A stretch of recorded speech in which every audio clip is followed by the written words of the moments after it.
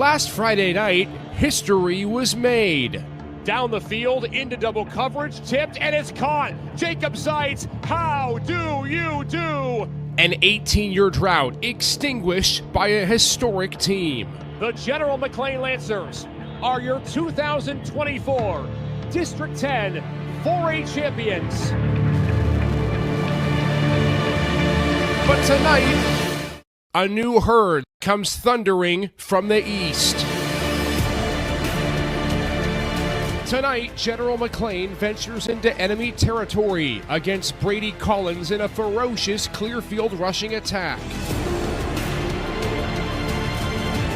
But with the offense dominating on the ground last week, can the Lancers put on another flawless offensive performance to move to the state quarterfinals? It's the Lancers and the Bison, a spot in the final 808s.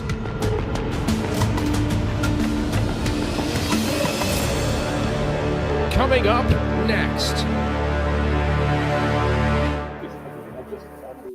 And with that, we welcome you to Clearfield in the middle of the state of Pennsylvania, 2.5 hours to the southeast of Linden Field, where tonight the General McLane Lancers look to do something they haven't done since 2006, make the final 8 of the PIAA football tournament. Tonight's matchup, the General McLane Lancers and the Clearfield Bison. We welcome all of you inside our broadcast booth, and you see our vantage point just outside of Clearfield High School at Bison Stadium. Isaac Petcash, Jonathan Williams. It's great to be back again this week, Jonathan, after what we witnessed last weekend for General McLane. A new challenge. Districts is done. State's up right now. Yeah, districts is over with.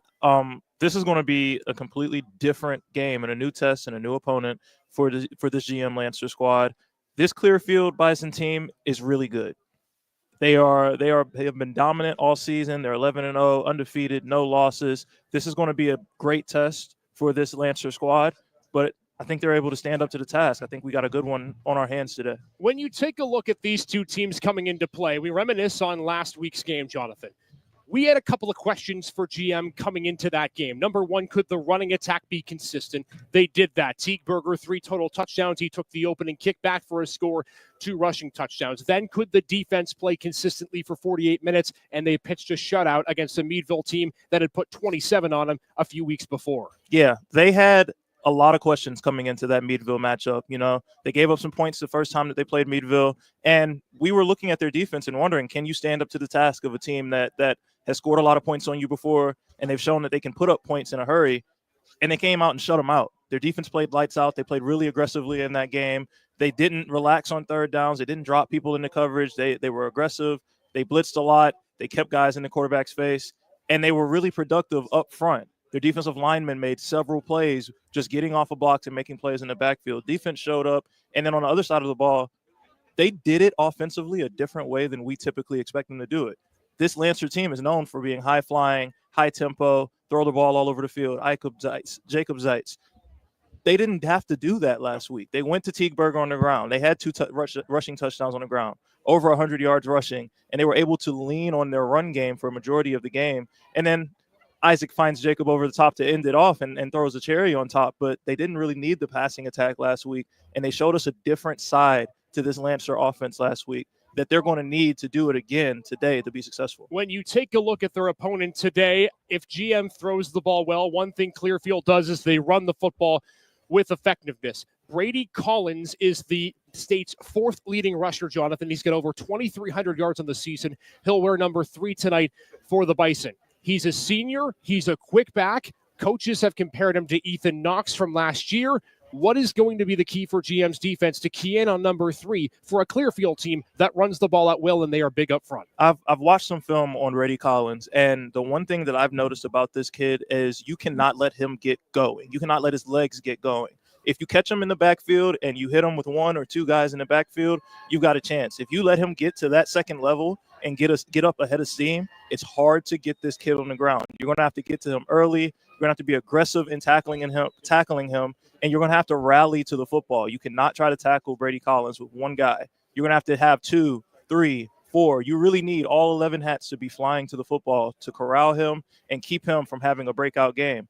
Like we talked about on our podcast yesterday, He's going to bust one. He's going to bust 2 potentially, but you have to limit those explosive plays from him. Big question of the night for the Lancers is, can the passing game be successful like it has been all season long?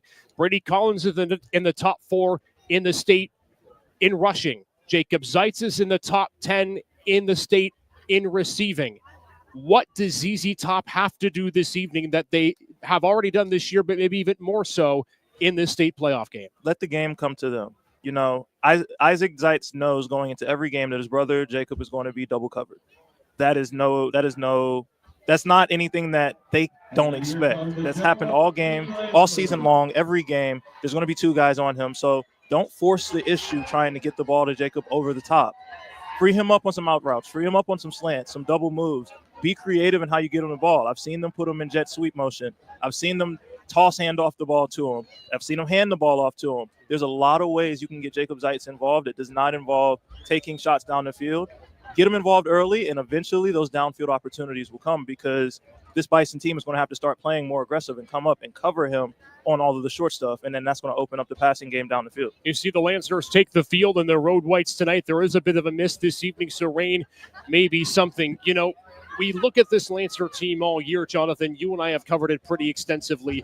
We know that Jacob Zeitz and Isaac Zeitz are where the offense run, and Teak Berger's a big factor as well. Is there another player, though, that if you're a GM fan and you're looking at this game, you say he has to be the guy tonight to put them through to the quarterfinal? Jared Corwin defensively. When you're playing against a rushing attack this good and you're playing against a running back this good, your defensive line has to show up. Your front 7 has to show up as a unit. But Jared Corwin is who I'm focusing in on. He's 6'3", 200+. He easily one of the biggest guys on the field and one of the more dominant players on the field, and he has to show up and make some plays on that defensive front. He's going to have to be the one guy that you can count on to make a one-on-one tackle on Brady Collins tonight if they want to be successful. We'll step aside and come back when we return. The coin toss, the anthem, and the kickoff. It is the 4A first round in PIAA. The Lancers of General McLane, the Bison of Clearfield. Before we go, we also want to say welcome into those watching, not just from home on the GM Facebook and YouTube page, also as well on the Gem City Sports Twitter page. Clearfield fans who are watching this game, we welcome you in as well. We hear there are a lot who are taking in this game from the Clearfield cheering section and from your daily local sports network who are sharing our link tonight as well. So many people tuned in for this huge matchup. We'll take a break. Be back right after this here on Lancer Link. PIAA first round up next. Explain, whoever wants to, what is we use the term GM Unified, and that is our token thing. That obviously takes special ed and then works with everyone, correct? So that's kind of like a blended, we've kind of coined our classroom GM Unified. It's kind of twofold. All the things that we do with Unified Special Olympics, so the Unified Track Team, the Unified Bocce Team, we now have a Unified Weightlifting Team, and we have a ski program where we have regular ed students come and help as our ski instructors, but then also with Education Academy. So we bring in a lot of regular ed students into our classroom so they can kind of build relationships with the students that would not really have that opportunity elsewhere. Rachel, do you like obviously you're mixing, and do you like that atmosphere when they bring in either the Education Academy's kids? Yeah. What's your favorite part of it? Just getting along with anyone outside of my classroom. Mm-hmm. And I think that's something that's awesome about General McLane all over. We don't just limit it to in your classroom. It happens between Stash for Cash and any sporting event anywhere. Oh, yeah. Yeah, I think the inclusivity of the school is really good, and that happens because of administration and, students like you guys. So. Led podcast that highlights and gives you a different perspective of what happens inside General McLane High School and all through the General McLane School District. Check out all the content that the GM Perspective has to offer on Spotify and YouTube, and check out our social medias on Facebook and Instagram. Tune in this week as we sit down with cast from Mamma Mia, the musical coming to General McLane High School on November 14th through the 17th. Tune in as we also discuss with Will Stedman, the director of all the work that goes into Mamma Mia. This week, the GM Perspective begins its Legends series. Tune in as we sit down with former board solicitor. Back here on the field, here in Bison Stadium. It is a rainy Friday night. But that's okay. Back here on our Lancer Link production, first round between GM and Clearfield set to get started in just a couple of minutes. The two teams waiting to take the field at the 50-yard line for the coin toss. Isaac Petcash, Jonathan Williams back inside the broadcast booth. If you're watching from home at GM, we welcome you in. If you're watching as a Clearfield supporter, good to see you as well. We already see a great following for this game tonight. Lancers got the opening kick return last week against Meadville, Jonathan, and they took it for a touchdown. What is going to be the key to start early in this game again tonight? If you take the ball here, you have to set the tone offensively. You have to go out and have a good drive. You cannot come out flat in this football game, not against a Clearfield team who is used to winning, a Clearfield team that has won not close games. They've won big in a lot of their games. They are used to getting off the hot starts, getting off the fast starts, putting their foot on people's throats and keeping it there for the entirety of the game. So you're going to need GM to start out fast here and not get behind the 8 ball early in this game. Captains gathering at midfield for the coin toss. You see GM in their road white uniforms. They've got red trim down the pants, red lettering and numbering with the red shoulder stripes.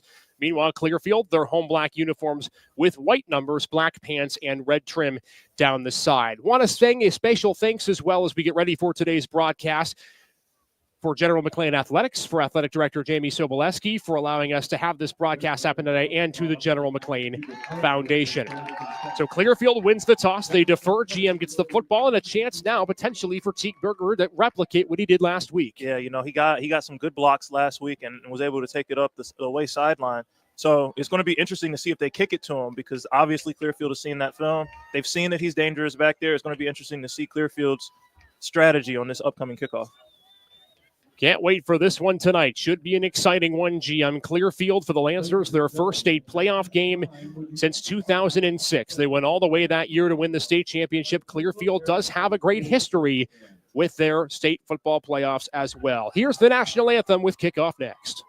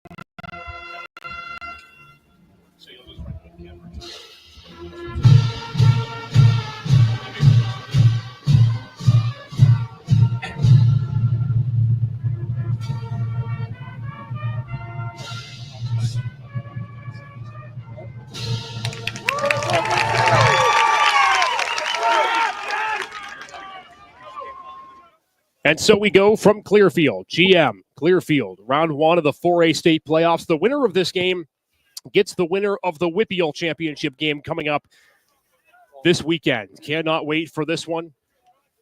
Two teams that have different styles of offenses, Jonathan, but they both do them very well. Clearfield, the top 5 rushing team in the state for GM. They're a top passing team in the state as well. Yeah, Clearfield is really dominant on the ground. Some of their stat totals are jarring to look at almost. 300 yards rushing, 70 yards passing, 250 yards rushing, 80 yards passing. They're going to run the football, and they're going to do it efficiently, and they're going to do it well. What you have to do if you're GM is limit the chunk plays, limit those gains of 20 yards or more if you want an opportunity to stay into this game. It is Bryce Fuschauer to kick things off for the Clearfield Bison. There's a trio of Lancers back to return. Teague Berger, Jacob Zeitzer among two of them as we get set to kick things off. Sure glad you're with us here on this Friday evening. It is rainy, it is cold, but it is football playoff weather as we hit the middle of November. Lancers move right to left. It's a squib kick to kick things off. And a bouncing ball will be fielded at the 16-yard line. And a lane across the 30 out to the 35. 40, 45, and a nice return. Cohen Beachley, the one who made that return to the 48-yard line. GM set up in good field position. So you see they tried to go with the squib kick there and keep the ball away from Teague Berger, and it still got him burned. That's a really good return by Cohen Beachley, and it sets up the Lancers in great field position to start this game. So we saw Cohen Beachley get a multitude of carries in the fourth quarter in last week's victory against Meadville. But it is Teague Berger, the starting running back in the backfield for Isaac Zeitz, the senior quarterback in his final year, quarterbacking the Lancers in the first play from scrimmage. Pistol set on 1st down and 10. It's a give. Berger, left side, has a hole. A cut at the 50, 45, 40. No one going to catch him at the 25, 20, and now down to the 15-yard line. Teague Berger picks up right where he left off last week. Yeah, that's a great carry for Teague Berger. And once again, GM doing it in a way that we didn't expect them to do it. But here comes the tempo. This is what this offense is known for. After a big play, they're on the ball and they're going. It's a 32-yard gain, and now a penalty coming as Jacob Zeitz makes the catch at the 15, rumbling to the 12, and they're going to get Clearfield for too many men on the field as the defensive lineman, Jonathan, didn't get off in time. Yeah, that's going to be something Clearfield's going to have to contend with for this entire game. After a big play, this GM Lancer squad is on the ball. They're going fast. It's their bread and butter, and they're basically every big play for them is 2 big plays for them because they often catch teams not prepared to play on the very next snap. As of now, it's a catch of 6 for Jacob Zeitz, but Marshall McCormick will likely take this penalty and make it 1st and 5 unless the referees decide otherwise. It is, as we talked about, a rainy night here in Clearfield, but the temperature remaining steady. It was around 50 just about a half hour ago. As we get a sideline infraction, GM will decline the penalty. And so 2nd down and about 5 coming up for the Lancers after Jacob Zeitz runs his way forward. And GM inside the red zone for the first time today as they mark the ball at the 11-yard line. So after the yardage, it becomes 2nd down and about 3. First drive of the game for the Lancers with the first quarter clock at 11:35 and counting. They've got Jacob Zeitz in the slot right here. It's 2nd down and 3. Lancers 11 yards from Pater. It's Berger in the backfield with Zeitz. They send him in motion. Isaac on an inside give. Jared Corwin rumbling, untouched, opening drive touchdown.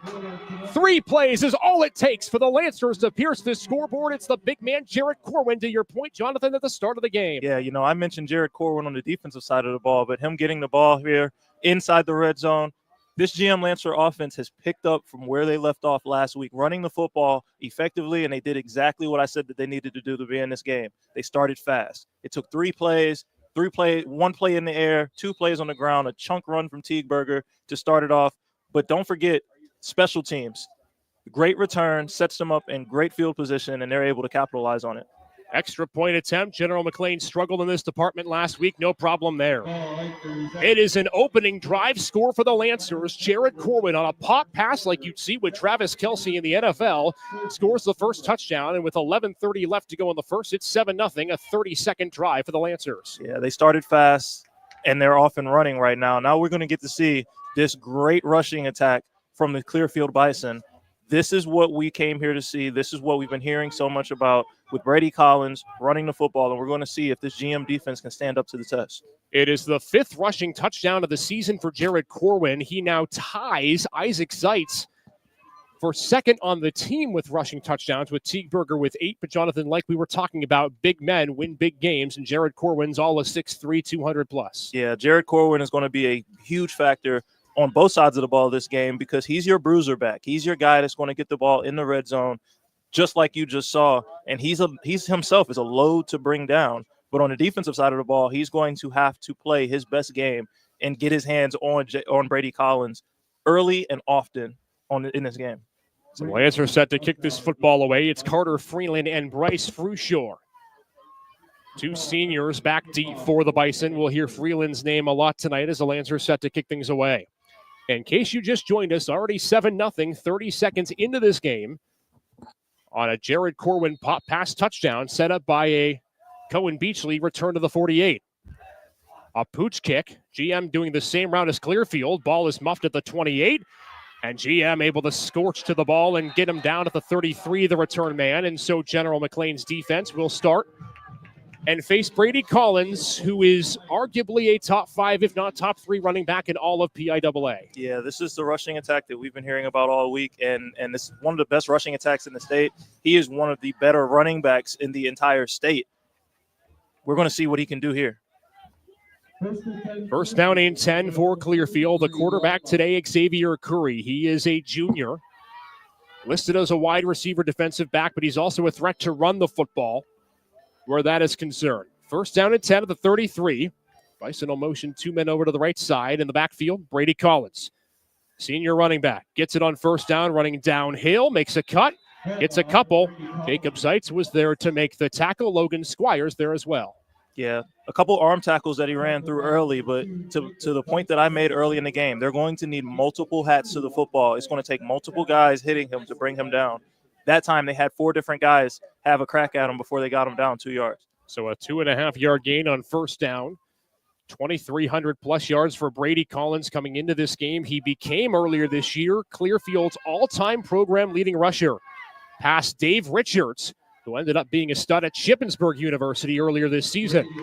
Another modest gain on second down as they go counter. GM equal to the task. That's Corey Weber who brought down Collins, in 3rd and 7 early coming up. Great one-on-one tackle off the edge, wrapped his legs up, gator rolled him. That's a wonderful tackle that you like to see, and they're going to have to make a couple of those plays. One-on-one, just you and Brady Collins in the hole. Who's going to win? GM won that one. Officially 3rd down and 6 from the 36-yard line. Lancers up 7-0. It's the first drive for Clearfield in this first quarter.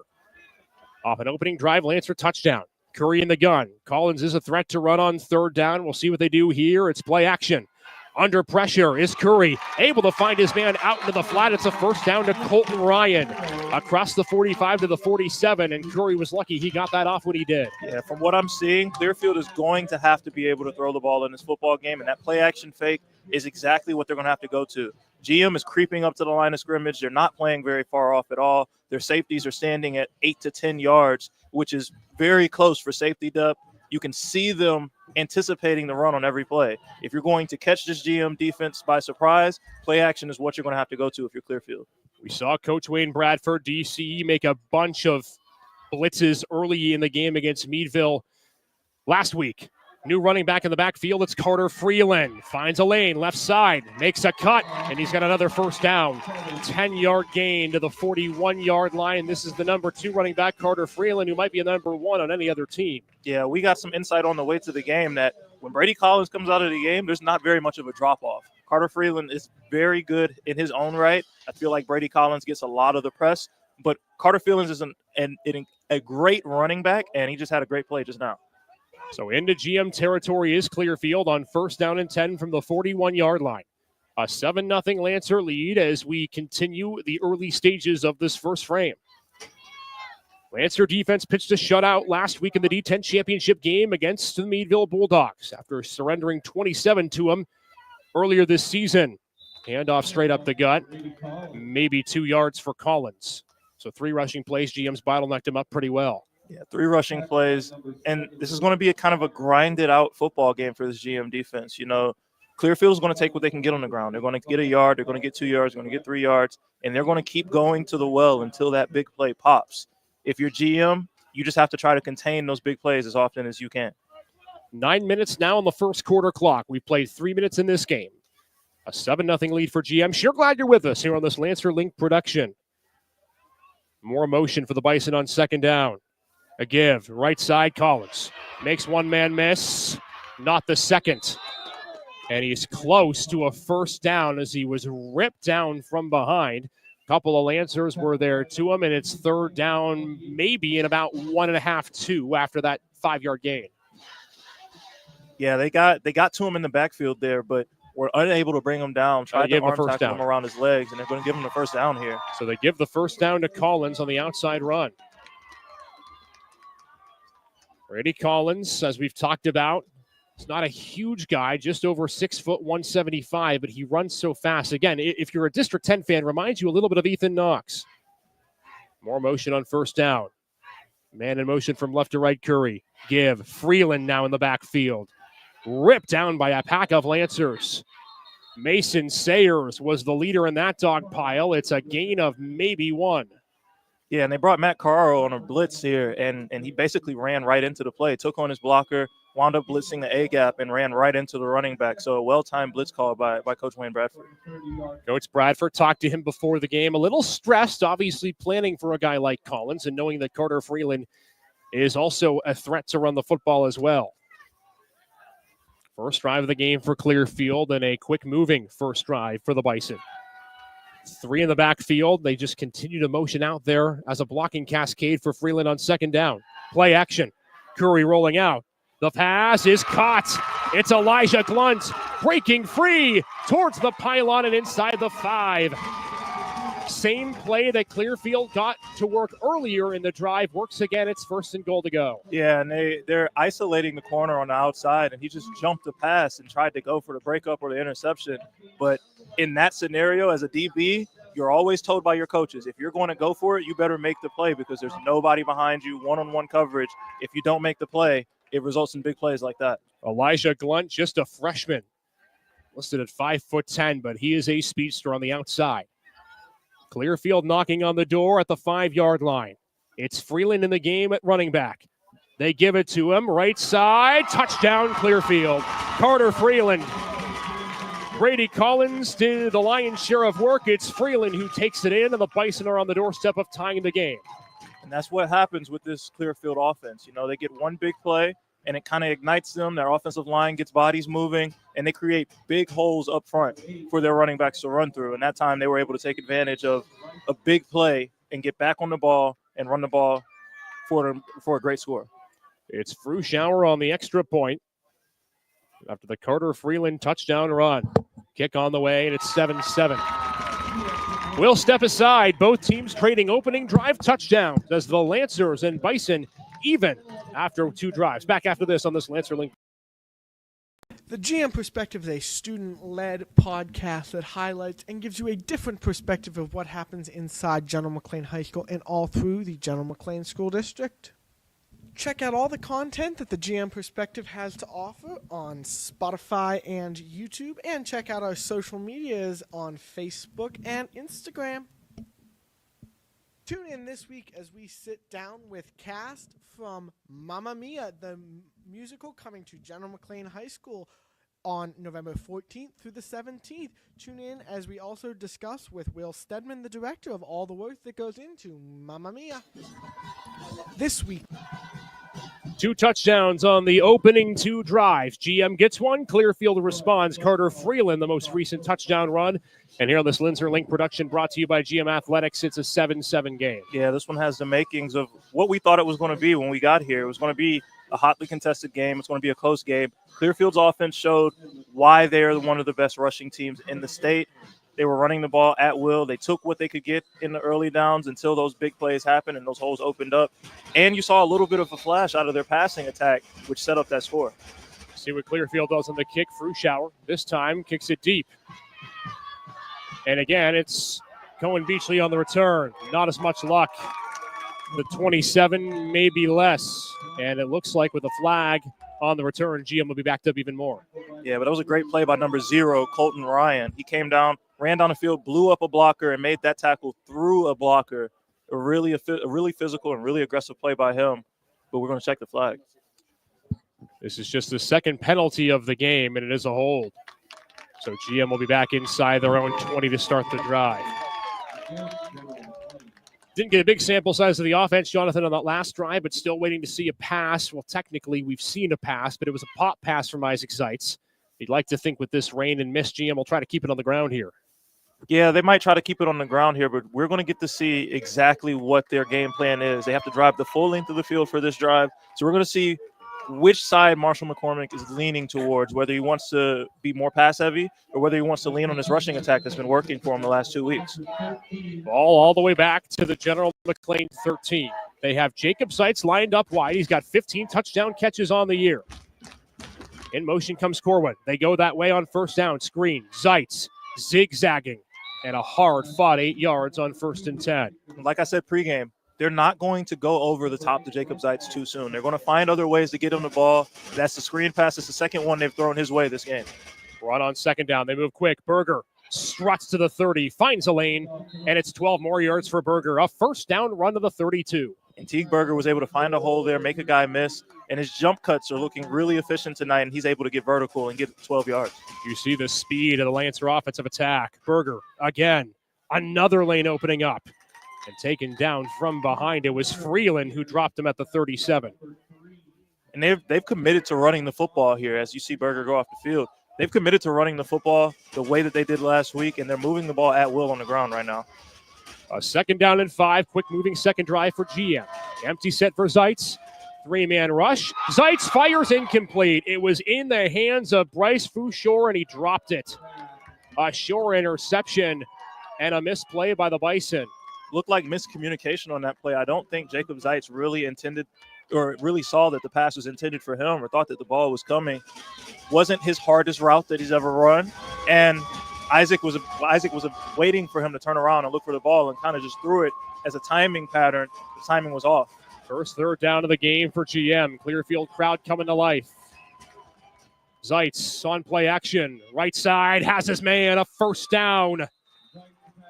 Guess who? ZZ Top again. 13 yards, and the Lancers have a first down. And I'll tell you what, timing was off on that last one, but it was perfect on this one, and they're going quick again. Quickly back the Lancers. Zeitz keeps, in a wise decision. He's in the Clearfield territory to the 49. I'm not even sure if that was a design play. Isaac bobbled the snap on that one, but was able to corral it and kept it himself and was able to still make a positive play out of something that was really dangerous. This Lancer team moving quickly as they normally do. 5:37 on the first quarter clock. A 7-7 game. Both teams, one drive, one touchdown. Cohen Beachley in the game. He spells Berger on second down. He and Corwin go in motion, and it's an empty set for Isaac Zeitz. A little miscommunication here on the Clearfield side. They bring 5 on second down. Zeitz going to air it down the field. Had a man incomplete. He was looking for his brother and overthrew him at the 25. Something that I've noticed and something to watch out for, though, when they shift to empty formation, they have one-on-one coverage with Jacob Zeitz, and that's where Isaac was looking just now. They're going to try to attack that matchup every single time they get it. Nobody's been able to cover Jacob one-on-one all season. Clearfield just tried to do it there, and they were successful that last play. It's 3rd down and 7. You wonder if this is 4-down territory for GM, which would put a run play in play here. Need a positive play here for that. Back in the backfield, Berger. They send him in motion. Zeitz a straight drop back. Under duress, but has a lane. Clearfield not covering the middle of the field. And Zeitz takes advantage. Weaving inside the red zone of the 19. It's a second straight 3rd down conversion. Isaac Zeitz just making magic happen, and the blocking down the field for the Lancers springs that play into going from a first down to a big gain. You see big number 0 out there leading the charge, blocking on the outside. That was Jared Corwin the block as Clearfield brought pressure. And now we get a whistle and a timeout called. Clearfield will take it. We'll step aside. Lancers driving again in a 7-7 game on our Lancer Link production, brought to you by GM Athletics and the GM Foundation. McLane Football. 25 years of service. Millennium Sound Productions is located at 12110 Edinburgh Road with 10 DJs on staff, photo booths, videography, and production services. Millennium Sound Productions is the largest entertainment company in Northwest PA that provides service for weddings, private parties, fundraisers, and school dances, along with videography services for weddings, school productions, and sporting events. Check out Millennium Sound Productions online at www.msdjs.com. Great shot from our Alec Eisert on the field tonight. Lancers and Bison tied at 7. You hear Marshall McCormick going over directions with his offense. Want to thank as well our great camera crew and our production crew with us tonight. Alec Eisert on the sideline, Mark Eisert up in the booth. Peter Jones working our game cam. Casey Ramey, our producer. Without them, we could not get this done. 7-7 game. Lancers with a first down and 10 at the 20-yard line, trying to punch it on the second straight drive. Another empty set. They stack 3 receivers to the top of the formation as Berger comes in motion. That's a pop pass. Berger slowly churning the legs and got brought down after a couple of yards. Hunter Ressler, the senior, brought him down. And out of the timeout, you see GM go back to that empty formation, and this time Clearfield has a safety lined up at about the 10-yard line on Jacob Zeitz's side. A motion goes away from him. He doesn't move an inch. He doesn't flinch. It's 2 guys dedicated to Jacob Zeitz across every time he moves across the field. With good reason, 15 reception touchdowns. Him and Brady Collins, the main attractions tonight. Zeitz rolling out on second down. Fires, end zone. Oh, Zeitz nearly pulled it in with one hand. That'd have been a highlight reel catch. We're talking Sports Center top 10 if he's able to pull that one in. 2, 3 guys surrounding him this time. They're putting their entire defensive back core to work on Jacob Zeitz, and he still finds a way to get open. Just could not make the grab on that one. Third down of this drive for General McLane. They are 2 of 2 on third downs today. It's their longest one of the game, 3rd and 8. Need the 10 for a first down. Caden Hollier lined up at tight end on the right side. You've got Jacob Zeitz in the slot. First quarter winding down, 4:21 to go on that clock. Empty again. Berger in motion. Blitz off the right side. Isaac to the end zone or short of it, but it's caught. No, it's incomplete. My apologies. He was looking again for Jacob, who comes up a little bit limping after that play. A good route concept, but just couldn't connect. Yeah, it's a lot of traffic in there, but I'm honestly surprised there wasn't a pass interference penalty. It seemed like one of the Clearfield DBs collided with Jacob Zeitz right before the pass got there. No flag comes out, though, and this Lancer offense is still on the field. So here comes fourth down. GM did not have to struggle with fourth downs in the game last week. They stayed on schedule. But the first one they faced today from the Clearfield 18-yard line. They got to go. 5 seconds on the play clock. Marshall McCormick keeping an eye on the clock. Zeitz just gets it off. Has time. Dumps it down. Jacob, did he get there? I don't think he did. They needed the 10. Got the 12. There is a flag down in the backfield, so hold everything. GM's offense staying on the field for now. But as of now, Jacob Zeitz is short of the line to gain. Jonathan, I don't know if you saw anything. You know, I don't know if it's a holding penalty because that pass got off really quick and really fast for there to be holding on the offense. I'm not exactly sure. Clearfield pointing at GM's bench, maybe an illegal man downfield. No, it's against Clearfield.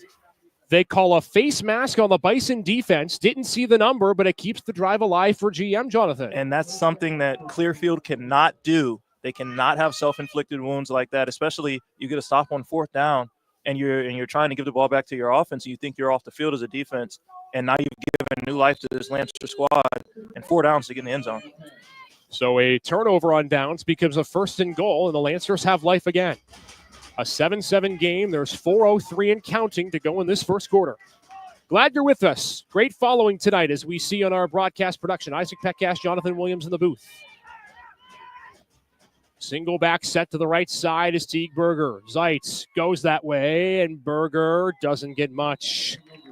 Wrestled down from behind. A couple of Clearfield players were there in the middle to make the play. Yeah, that looks like a little RPO that they're trying to set up because I'm expecting Jared Corwin, number 0, to come in from his H-back spot, come across the formation and throw a kickout block.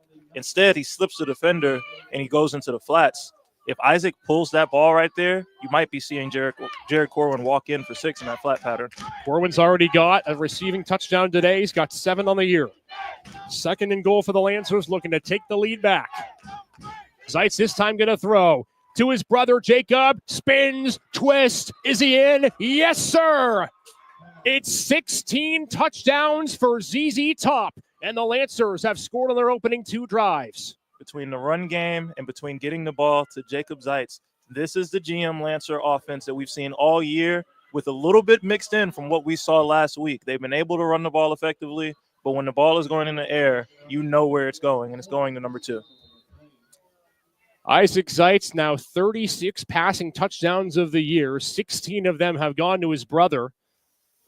And routes Jonathan as the extra point goes up and is through that were eerily similar. A lot of quick in routes that Jacob could make plays with. Yeah, with safeties over the top of them and taking away the deep ball, that's what you're going to see a lot of. You're going to see those slants. You're going to see those screen passes and kind of like those tunnel screens that they've tried to set up to him, and they've just kept going back to it. They're going to make Clearfield come up and play him aggressively, and then that's when they're going to take their shots over the top. When they make those corners walk down, they make those safeties inch in a little bit closer, now you give a little bit more space to take a shot over the top. So they're going to keep going to it until Clearfield tightens up defensively. So 3 offensive drives in this game. All 3 have gone for touchdowns. And Isaac Zeitz to his brother Jacob for the score. 14-7 in this dwindling stage of the first quarter. 3:08 left to go, Jonathan. And you don't want to say anything too early, but eerily similar of how the game against Cathedral Prep went early on. GM's offense was thriving. Yeah, offense firing on all cylinders. You just got to get your defense to get a stop here. A stop on this upcoming drive would be huge for GM to try to steal some momentum and potentially go up by 2 scores. This is a Lancer Live production from General McLane High School. Isaac Petcash, Jonathan Williams in the broadcast booth. Again, our game sponsored and presented by GM Athletics. A special thanks to them. Special thanks to Athletic Director Jamie Soboleski for helping to set things up, and the General McLane Foundation for being gracious enough to allow this broadcast to occur and helping us with the cost. Lancers to kick this football off. It is a deep kick and is returnable from the 10. It's Frushore. Bites right into that sea of white and gets to the 35. Clearfield set up nicely. Nice return there by Frushore. And we're going to see a mixture of different kickoff strategies for GM. They usually pooch kick it or they squib kick it, keep it on the ground, keep it away from dangerous returners. That time they go with a deep kick, and it's a return out to the 35-yard line. So it's going to be interesting to see what their strategy is going forward on kickoffs. So Clearfield on the opening drive with a touchdown. It was a lot of Brady Collins early. Carter Freeland had the score at the end of that drive. And it's Collins in the backfield on first down. Lancers have 5 on the line. Collins gets the carry. Pass level 1. Nice open field tackle. Cohen Beachley submarined him for what could have been a longer gain, except it's a modest one of 6. Yeah, and you see on the left side of that line of scrimmage, Clearfield got a double team on outside linebacker Teague Berger, and they were working him back into the secondary. If that tackle doesn't get made one-on-one on the outside, that could have been a really big gain because there was no one else that was able to come up and make a play. First quarter nearing completion, 2.5 minutes to go. If you're just joining us, you have missed a lot of offense. 14-7 Lancers in front, 2 passing touchdowns to Jared Corwin and Jacob Zeitz. The difference right now. Collins on second down won't get the read. Instead, it's Curry, and the Lancers square to the task on that. Keaton Williams, a couple of other defensive linemen in to make the play at what could have been a false start there, Jonathan. Yeah, it could have been one for sure, and it seemed like quarterback held on to the ball for a split second before making the decision to keep it, kind of slowed down the timing and kind of threw things off a little bit, and he wasn't able to get any momentum going forward. So it sets up a huge third down for this GM defense. Lancers have not been able to get off the field on third down. They forced Clearfield to 2 of those in the opening drive, and both times Xavier Curry threw completions. He's got 2 receivers in the pattern on third down. Lancers have 5 on the line. Bringing pressure. Curry under duress. Still out rolling and fires incomplete. Over the head of Carter Freeland. It's 4th down, and the Lancers get a defensive stop. And that's a huge stop for the GM defense. You know, Clearfield is big on the play action pass, the rollout pass, trying to throw a little comeback pattern or a little out route pattern, whichever one that they have the most room for. And they completed one of those on their first drive down the field, and it wound up being a big play. This time, GM up to the task. GM's DBs stay plastered to their receivers on the rollout and force an errant throw. So it is 4th down. Clearfield set to punt this football away, and they got to get somebody off the field on 4th down.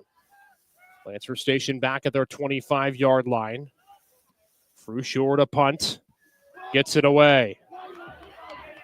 Beachley back, will let it roll, and this is going to take a Clearfield bounce. My goodness.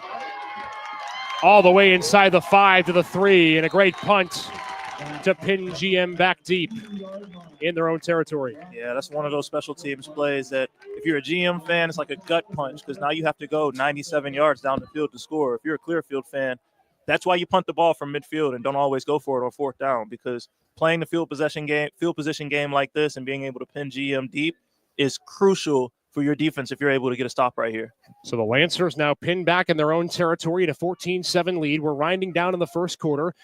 I want to say again a special thanks to the General McLane Foundation for helping us out. Let's get this camera back for you. There we are, back on the broadcast. Technical issues resolved quickly. First down run, Berger with some space. Solid run on first down, able to pick up 8. And they're going right back to that rushing attack again. It's been working for them, and they've been picking up a lot of chunk plays on the ground. So here comes second down and 2. They've gone to Berger a number of times in this game so far. And we've talked about, Jonathan, so often in this game how important the running attack is going to be to pick up from what was the case last week. Yeah, and ran the ball for a couple touchdowns. Yeah, and it's really effective when they're able to be balanced and they don't have to resort to throwing the football every play, as you see. But they do here, and it's going for Jacob Zeitz at midfield. He was triple covered, incomplete. If you're watching on YouTube, I wish you could have paused it right then and there at the end of that play to see 3 different black jerseys standing in a circle around Jacob Zeitz. That's how much attention he commands. Isaacs is going to have to go other places and go elsewhere and look elsewhere with the football to try to get himself going in his passing game, because they are not letting Jacob Zeitz beat him over the top.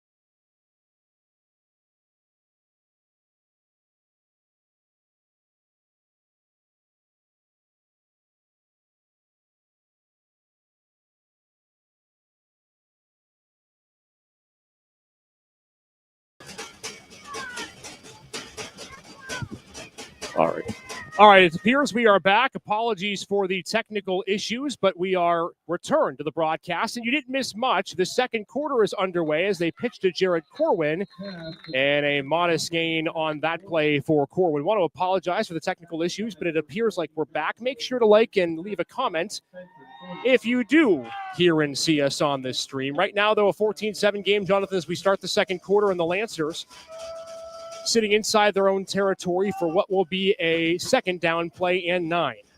Yeah, a big possession right here, because it gives the Lancers an opportunity to take a 2-score lead on a team that predominantly runs the football. That would be huge in this game if they could go up by 2 scores and give them a little bit of cushion. They go ground again. Not much doing for the Lancers on that play. And here comes now third down.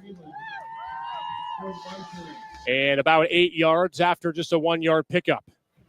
No gain on the play. Third down 9.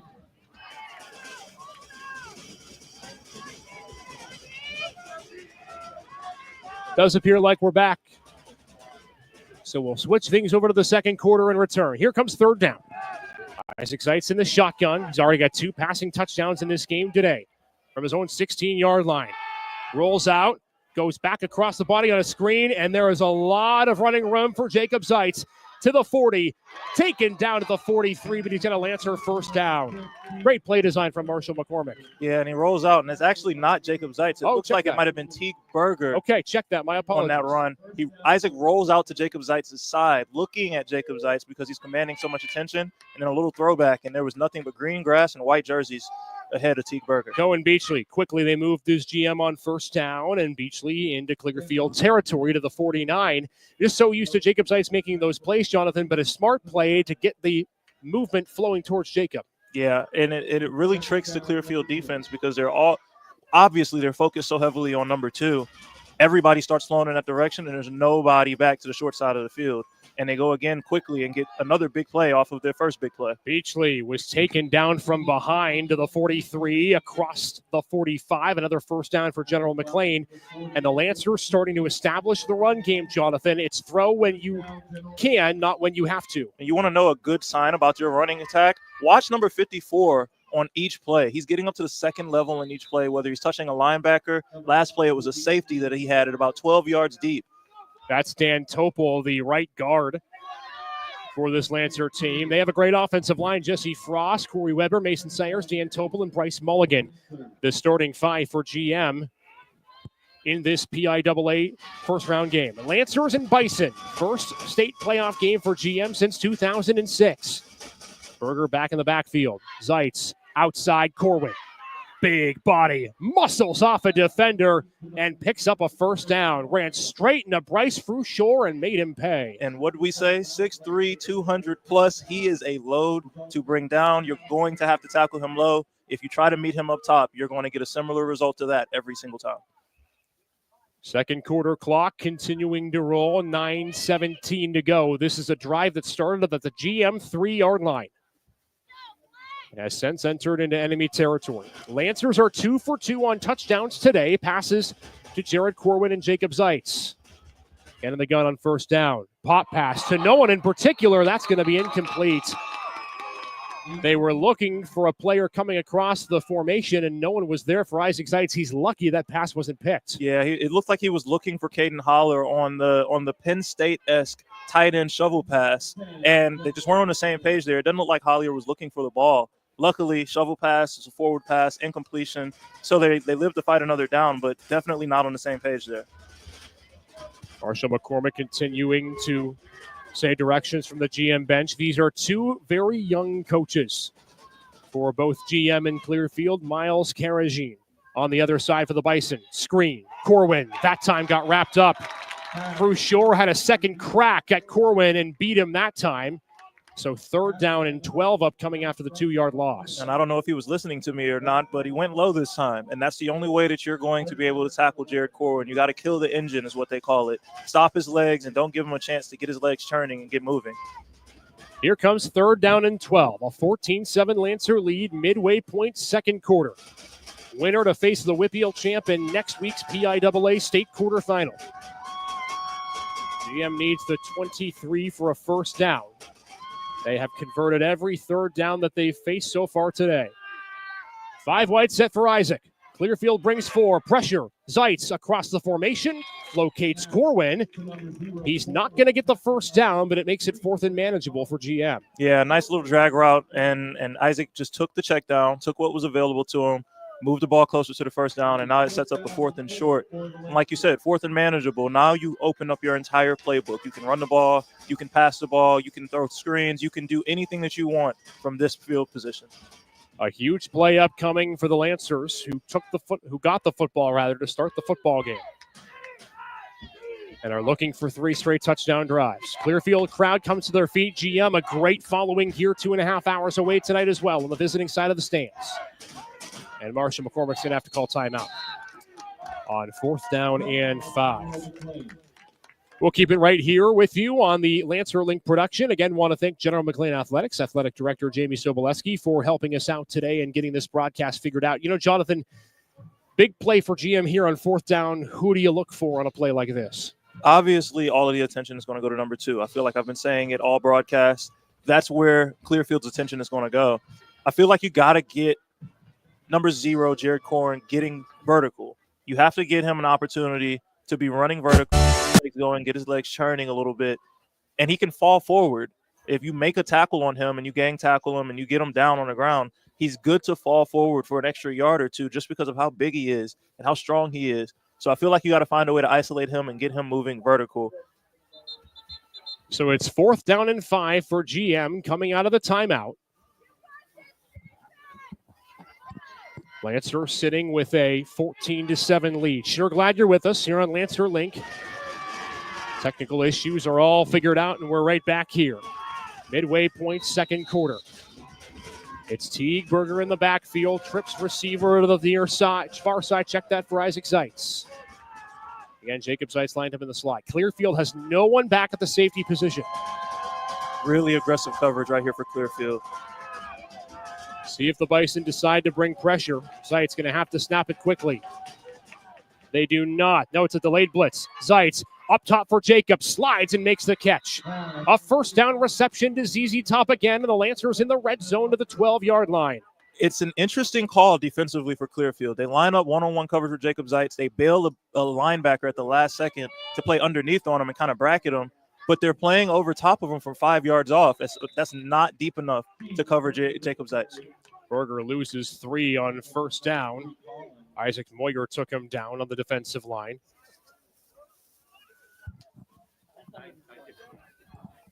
So second down and 13 upcoming for GM. First half clock continuing to dwindle. We are at 7-12 and counting. Lancers trying to take a 2-score lead for the first time in this game. Another shotgun for Zeitz. Sends Jacob in motion, the two brothers. Will they connect again? Zeitz was looking for him. Now takes off and pops a pass. Wide open, end zone. Touchdown, Lancers. Jackson Kaiser had the score. We have a flag down at the 15. Hold on. And I think Isaac Zeitz might have crossed the line of scrimmage when he threw that pass. The line of scrimmage was the 15-yard line. And we'll check the flag. He looked like he was taking off to run with it and just looked up and saw a white jersey standing completely alone. Almost couldn't resist, but it is. Good catch by you, Jonathan, there. He had room to run, too. Did Zeitz wonder if at the last second he just made that quick decision? Yeah, it's like when you look up and you see one of your guys standing by himself, it's just instinctive if you're Isaac Zeitz to throw the football. But right there, he's a yard or two past the line of scrimmage, and honestly, a good call. So it's a 5-yard penalty, a loss of downs, and so now third down upcoming for GM. One thing from that last play that was interesting to notice, though, they sent Jacob Zeitz in motion across the field, and there are 3 guys going in motion with them, 3 guys covering him on that one play, which is what allowed Isaac Zeitz to be able to step up in the pocket and have nobody in front of him in the first place. 3rd and 17. GM can get to the 2 for a first down, looking for their 3rd touchdown. Zeitz will keep it. Has some room and taken down from behind at the 14-yard line. Hunter Wrestler wrestles him down, and here comes 4th and 10. Great last name, man. That's a great tackle from Wrestler, because if he doesn't make that tackle from behind, Isaac Zeitz might pick up that first down or even more score. There's nobody in front of him. He made a great cutback, and he was looking at the end zone. So great tackle from behind by Wrestler. Another 4th down for GM on this drive. They've already converted 1. You assume Jacob Zeitz is the big play here. He's down at the bottom of your screen on 4th down. There's 2 other receivers at the top of the screen. He's double covered. In motion, Jackson Kaiser. Zeitz, lob, into the end zone. Looking for Berger, couldn't hold on. Flag comes down. At the 5-yard line, there are 2 penalty flags. One at the backfield, one at the 5. It looks like at least one of these is going to be on Clearfield. It might be roughing the passer in the backfield. I don't know what the flag is for in the secondary. So we'll check the penalties. Worst case scenario for GM, they're offsetting and you replay 4th down. Yeah, but worst case scenario for Clearfield, they're both on you, and you just shot yourself in the foot again on a 4th down stop inside the red zone for the 2nd time in this game. We'll check the flags. Huge calls coming at this point in the game.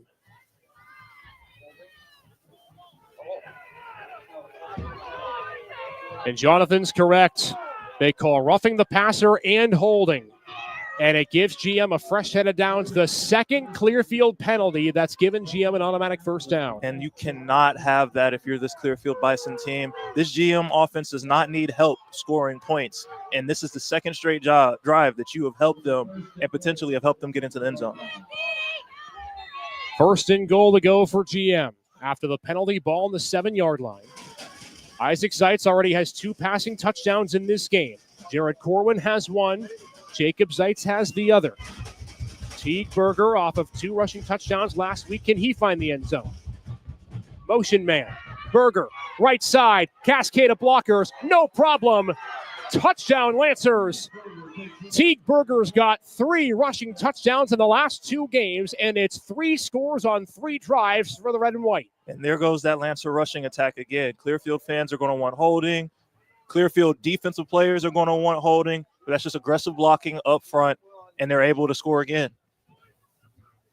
Teague Berger continues to impress in the biggest stages now. 9 rushing touchdowns on the season. And GM has just continued to power the football home in the opening 2 quarters of this game. You guys, what Extra point on the way. Whistle beforehand. It looks like a man jumped for GM. And I think it's a false start coming against the Lancers. We'll have to see. False start against the Lancers. So we'll replay the try. Yeah, 20-7 the score. The Clearfield faithful say they don't want that penalty. They wanted the holding on the last play, but they didn't get it. It's going to make this a roughly 20-yard attempt, 20-plus yard attempt now for an extra point. PATs are so important in this game. We saw GM have trouble on a couple of them in the D10 championship game last week.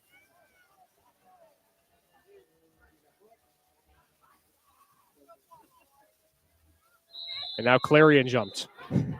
So we'll move it back to the original line of scrimmage in all likelihood.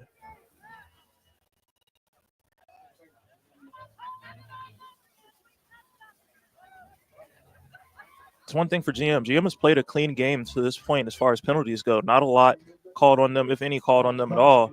Clearfield has been uncharacteristically undisciplined, especially on the defensive side of the ball. Bailing out this GM offense twice is definitely something that they're going to go into halftime and have to have a talk about, because they're going to have to fix that coming out into the second half. McCall Eichner, the kicker for GM in this game. And it looks like he'll stay on the field. A long delay. Just enough time for you to go grab a snack on this Friday evening. There is a trainer headed over to the General McLane sideline. Not quite sure the player down for GM, but we'll check and see when we come back from our break here. Eichner set to attempt the PAT. Again, want to thank you for being with us here on Lancer Link. Isaac Petcash, Jonathan Williams, our producer Casey Ramey, and all of our camera shooters. One on the field, one on the stands, one in the press box for us. We have all 3 levels for you covered on this PIAA 4A first round. Eichner's kick is partially blocked, and it is no good.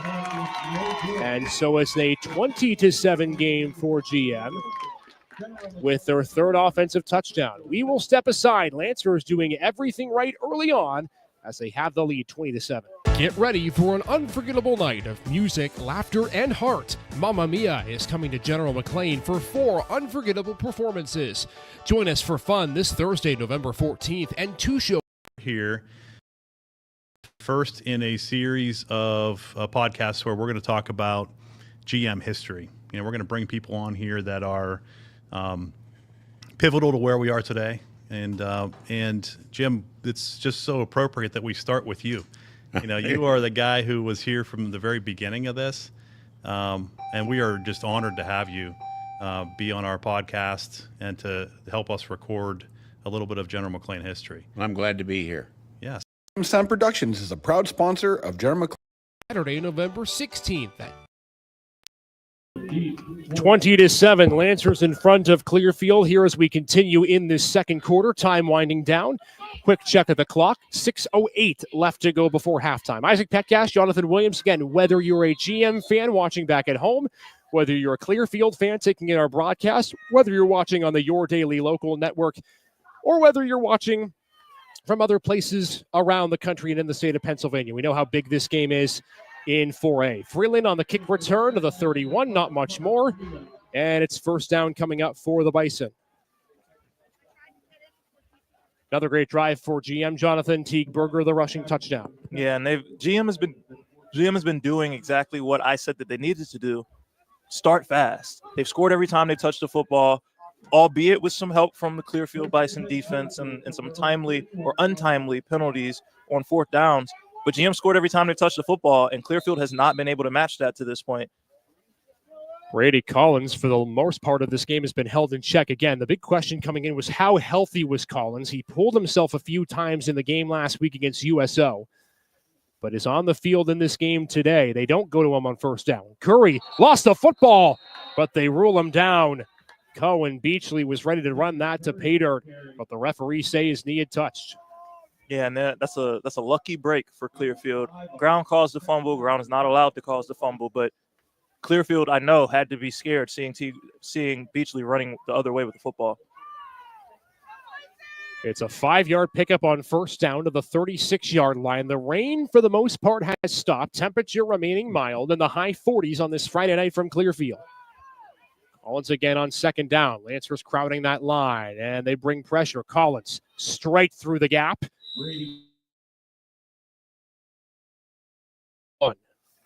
And Coach Bradford is being really aggressive. He's sending his linebackers into those gaps. He's having them shoot those gaps and try to dive and take out the legs of Collins. Right there, they sent number 22, Cohen Beachley, through the gap, and he just missed the tackle. But they're being really aggressive, and they're shooting gaps, and they're trying to meet Collins at the point of attack. 3rd down and 1 for Clearfield. Can the Lancers get a stuff on a short yardage situation? Collins up the middle. Not going to be touched. Off to the races, Brady Collins. The senior speedster has cut the GM lead in half. 59 yards to the house, and just what Clearfield needed. It's a 7-point game. And, we said it pregame. You know it's going to come at some point. Brady Collins is going to pop one at some point. He's too good of a running back to not do so. As a GM defense, you regroup, and you got to come back out there with the same mentality as you've had for the first 2 series where you've been able to bottle them up and stop them. You know you're going to give up 1. You might give up 2. You cannot give up multiple of those big plays. Brady Collins continues to have a fantastic season, went almost 2,400 yards to this point. Extra point is good. And just like that, Clearfield's back in this game. GM 20, Clearfield 14. We'll take a break, come right back as we roll through the second quarter here on Lancer Link. Get ready for an unforgettable night of music, laughter, and heart. Mamma Mia is coming to General McLane for 4 unforgettable performances. Join us for fun this Thursday, November 14th, and 2 shows on Saturday, November 16th at 2 and 7 p.m., with final performance Sunday, November 17th at 2. Experience the magic as talented high school students bring the hit musical to life. Tickets are on sale now. Get yours online or at the door. Don't miss out on this amazing high school production of Mamma Mia, the perfect way to kick off your weekend. Get your tickets today and make memories that will have you singing and dancing all the way home.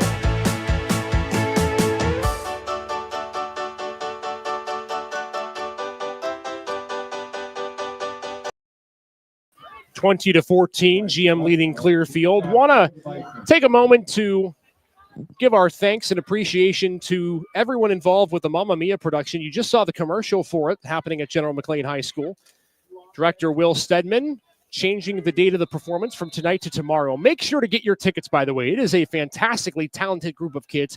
Mamma Mia tomorrow at 2 and 7 o'clock, continuing their weekend of performances at General McLane High School. Get your tickets today. It was a fantastic opening night last night. I'm sure some of the people in the cast and in the crew taking in this game tonight as well. And again, thanks to Mr. Stedman for allowing just the game to proceed and changing things to help everyone involved. It's a wonderful show. GM with the football back, 20-14, a 59-yard touchdown run from Brady Collins. Jonathan, has made things interesting again. Yeah, and I'm looking at that missed extra point from General McLane that got blocked by Clearfield, and it's kicking me a little bit because GM has notably had issues in the extra point department, and it has come back to bite them, namely when they played Cathedral Prep and wound up being down by 9 points instead of 8 with a chance to tie the game up towards the end.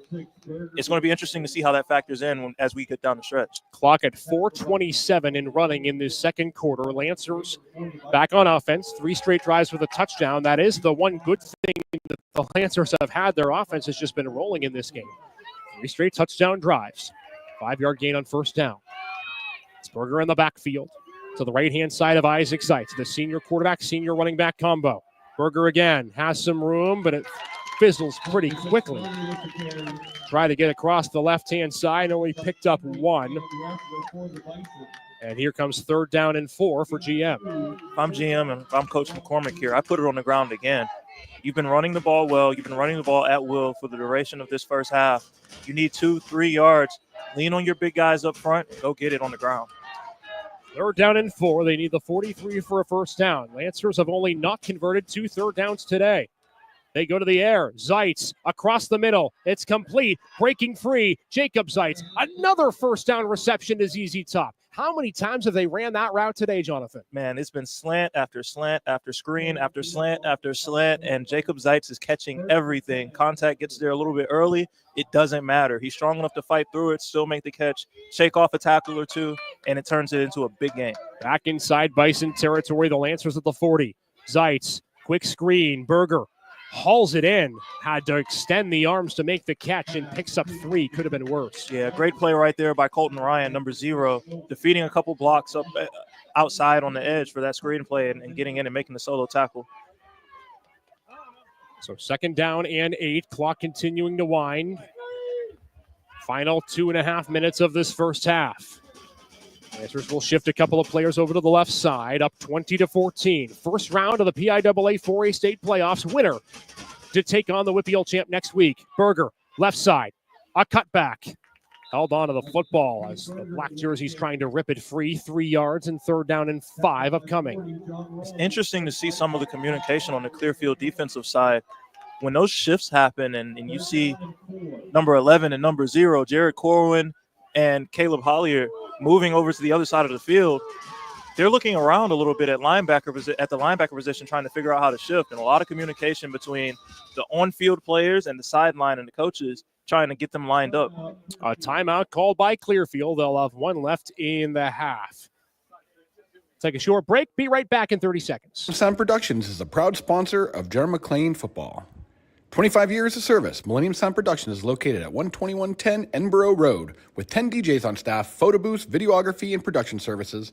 Millennium Sound Productions is the largest entertainment company in Northwest PA that provides service for weddings, private parties, fundraisers, and school dances, along with videography services for weddings, school productions, and sporting events. Check out Millennium Sound Productions online at www.msdjs.com. Another great shot from Alec Eisert, our field camera today. Lancers going over things on 3rd down and 5 upcoming. Isaac Petcash, Jonathan Williams, another Lancer Link production. Special thanks to GM Athletics, AD Jamie Soboleski, and the General McLane Foundation for sponsoring us on today's broadcast. What's your plan on 3rd and 5, Jonathan? 3rd and 5, you got 2 receivers at the top of the field, so you got doubles.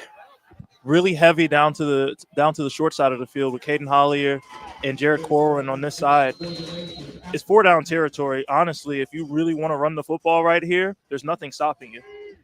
They've got Berger in the backfield. Again, that motion. Hollier, Corwin, both coming to the left side. On 3rd down, Zeitz going to run it weak side. A beautiful play design. All kinds of real estate. Finds pay dirt. Isaac Zeitz all the way. There's a flag on the field. 3 of them. I don't like that call. I don't like that call. His back is turned to Isaac Zeitz as he makes that cut. There's no way he makes that play. I do not like it. It's going to be a hold on GM right here. 3 flags came spiraling into the 15-yard line. Clearfield has been guilty of drive-killing penalties today. It looks like GM might have one themselves. I very much dislike that call, Isaac. Isaac is running down, and he has 1 blocker in front of him. There's 1 Clearfield Bison player to beat, and he's got a blocker basically walling him off and sealing him off. He cuts back.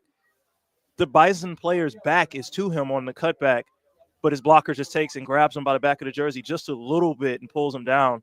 And a guy goes to the ground and gets up flailing his arms, and you see flags coming in from everywhere. I don't think there was any way that kid could have made that play. Even if he doesn't get touched, I don't like that call.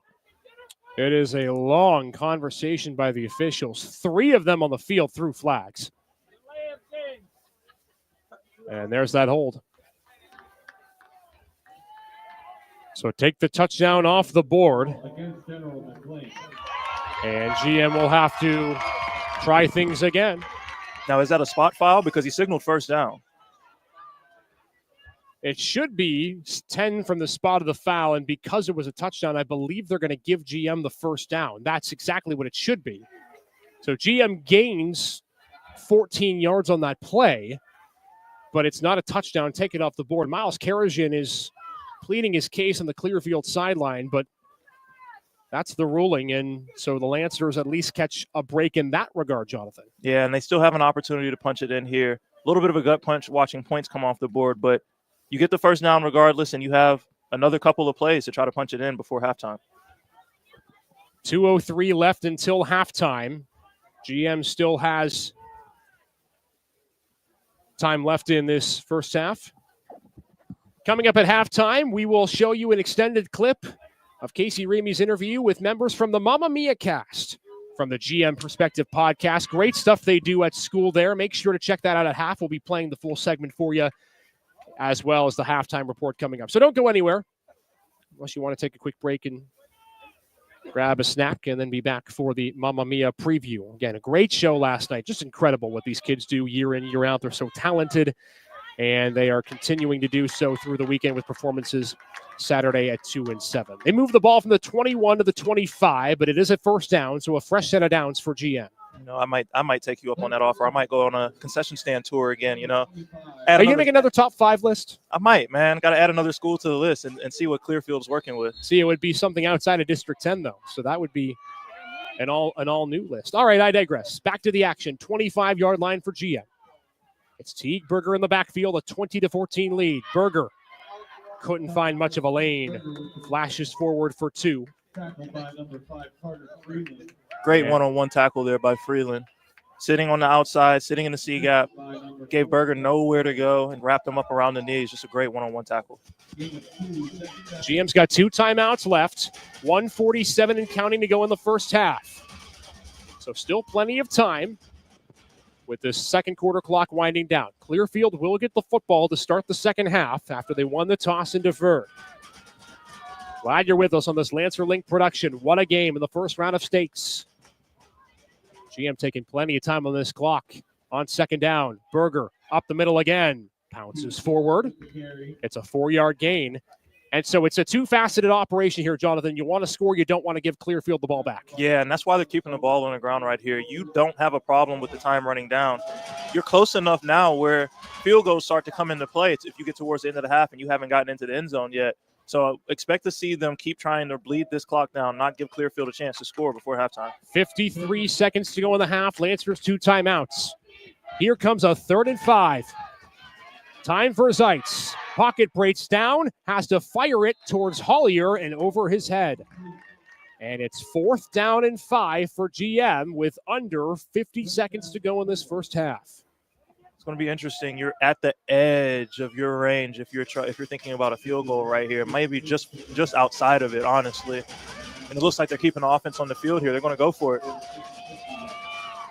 GM has scored on every single offensive drive that they have had today. 3 drives, 3 touchdowns.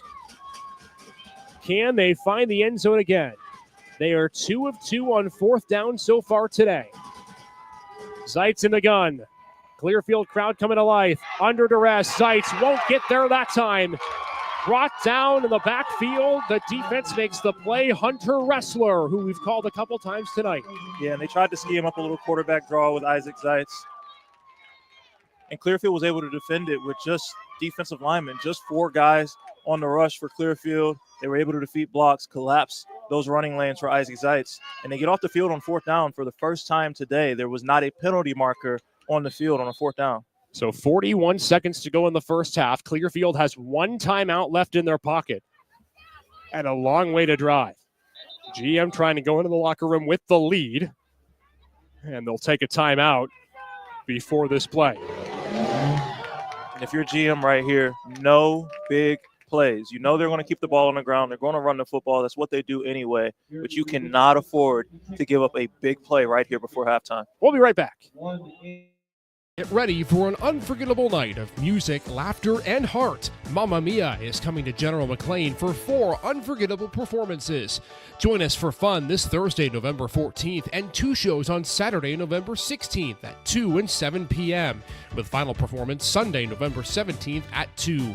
Experience the magic as talented high school students bring the hit musical to life. Tickets are on sale now. Get yours online or at the door. Don't miss out on this amazing high school production of Mamma Mia, the perfect way to kick off your weekend. Get your tickets today and make memories that will have you singing and dancing all the way home. Until the halftime. Got a reminder coming up at the half, a preview of Mamma Mia. Casey Ramey sits down with members of the cast ahead of their 2 performances tomorrow and 1 on Sunday afternoon. 41 seconds to go before the half. Both teams 1 timeout. Clearfield at the 24. Xavier Curry trying to add to this Clearfield offensive attack, which has 2 touchdowns, including that long run from Brady Collins. Can the Lancers get a stop before the half to go into the break with the lead? Curry's going to toss on first down. A deep ball. No one there. Wanting a flag is Clearfield. They're not going to get one. Cohen Beachley was in coverage, and the flags stay in the pocket. And they're letting them play. It's hand fighting from both sides. Obviously, Clearfield fans are going to want a flag. Their sideline wants a flag. But as long as there's pushing and shoving going on by both players and hand fighting from both sides, that is a good no call. Let them play. Clearfield's side in this game today has been animated, frustrated at times. It's a passionate game, no question. Win or go home. The 4A field will be limited from 16 down to 8. 35 seconds to go in the first half. They go ground. They go Collins. Jukes one. Has a nice land across the 35 to the 40. And now Clearfield can get something going on a 15-yard run. Yeah, and they bottled up all of the holes and they clogged up all the holes inside on that play. But that's just how good Brady Collins is. Puts a foot in the ground, bounces outside, is still able to turn what should have been a dead play into about a 10, 15-yard gain. Clock stops at 29.2. Clearfield 1 timeout, 60 yards to drive. 5 wide receiver set on first down. Lancers stacking the box. They bring pressure. Curry over the middle, almost intercepted. Lancers can't make the play. Matt Caro had his paws on it, couldn't bring it in. Man, that would have been a huge play for this Lancer defense to get off the field, stop the drive before halftime, and give the ball back to their offense and give them a chance to score, because we know this GM offense would be dangerous from this 40-yard line. A play just took a few seconds off the clock. Still under 30 seconds to go in the first half. From the 40-yard line, Bison will get the football to start the second half. Curry, screen pass. Man open, Cooper Broad, his first catch. And a nice open field tackle. It's Berger who makes it. Clock continues to run. 15 seconds and counting. And Miles Karajin is in no hurry to call a play. He is going to let the first half clock wind down and send the teams to the locker room in a tight one. We expected a close contest. It's exactly what we've got. And we go to the locker room with GM up by 6. Yeah, it's been a very offensive-heavy game. GM's offense has scored all but one of the possessions that they touched the football. Arguably should have scored on their last possession as well, had a touchdown erased due to a holding penalty. They've been playing really well offensively. But Clearfield is starting to come alive on offense. They were trending in the right direction heading into halftime. They're going to receive the second half kickoff. So this Clearfield team, they've built some momentum offensively. They've built the run game a little bit. They've busted a long run with Brady Collins. This is going to make for an exciting finish. Lancers walk off the field for the halftime break. Lots to talk about. Lots more football left to be played. We are at halftime. GM leading Clearfield 20-14. As we hit the break, please enjoy this portion of the GM Perspective podcast. Casey Ramey sitting down with members from the Mamma Mia cast ahead of their performances tomorrow and Sunday. Obviously that's a challenge, taking it from the chorus room onto the stage. What does that feel like for you guys, whoever wants that? Well, I think I should also add that I'm also Mamma Mia. I think I forgot to say that in the beginning, and so is Shane. Yeah, I play Pepper and Mamma Mia. I play Eddie. But what was the question again? Well, obviously, the first day when we went from the chorus room to the stage, I remember that big stair thing or whatever getting in my way, and I was like, is this gonna work? And then as it goes on, the show keeps going. I'm like, this is fitting more and more. So I think it's just like something that you adjust to over time. Yeah, I think the biggest curb was just getting over having something almost, I don't know, not in our way, but something there. Something that you have to consider when you move instead of, like, once you have to actually start making pathways. And it can't just be, I'll figure out how to get there. Now we actually have to figure out how to get where we're going. I thought when we moved to the stage, it was going to be a lot more space, but it felt like more cramped, to be honest, because of the set.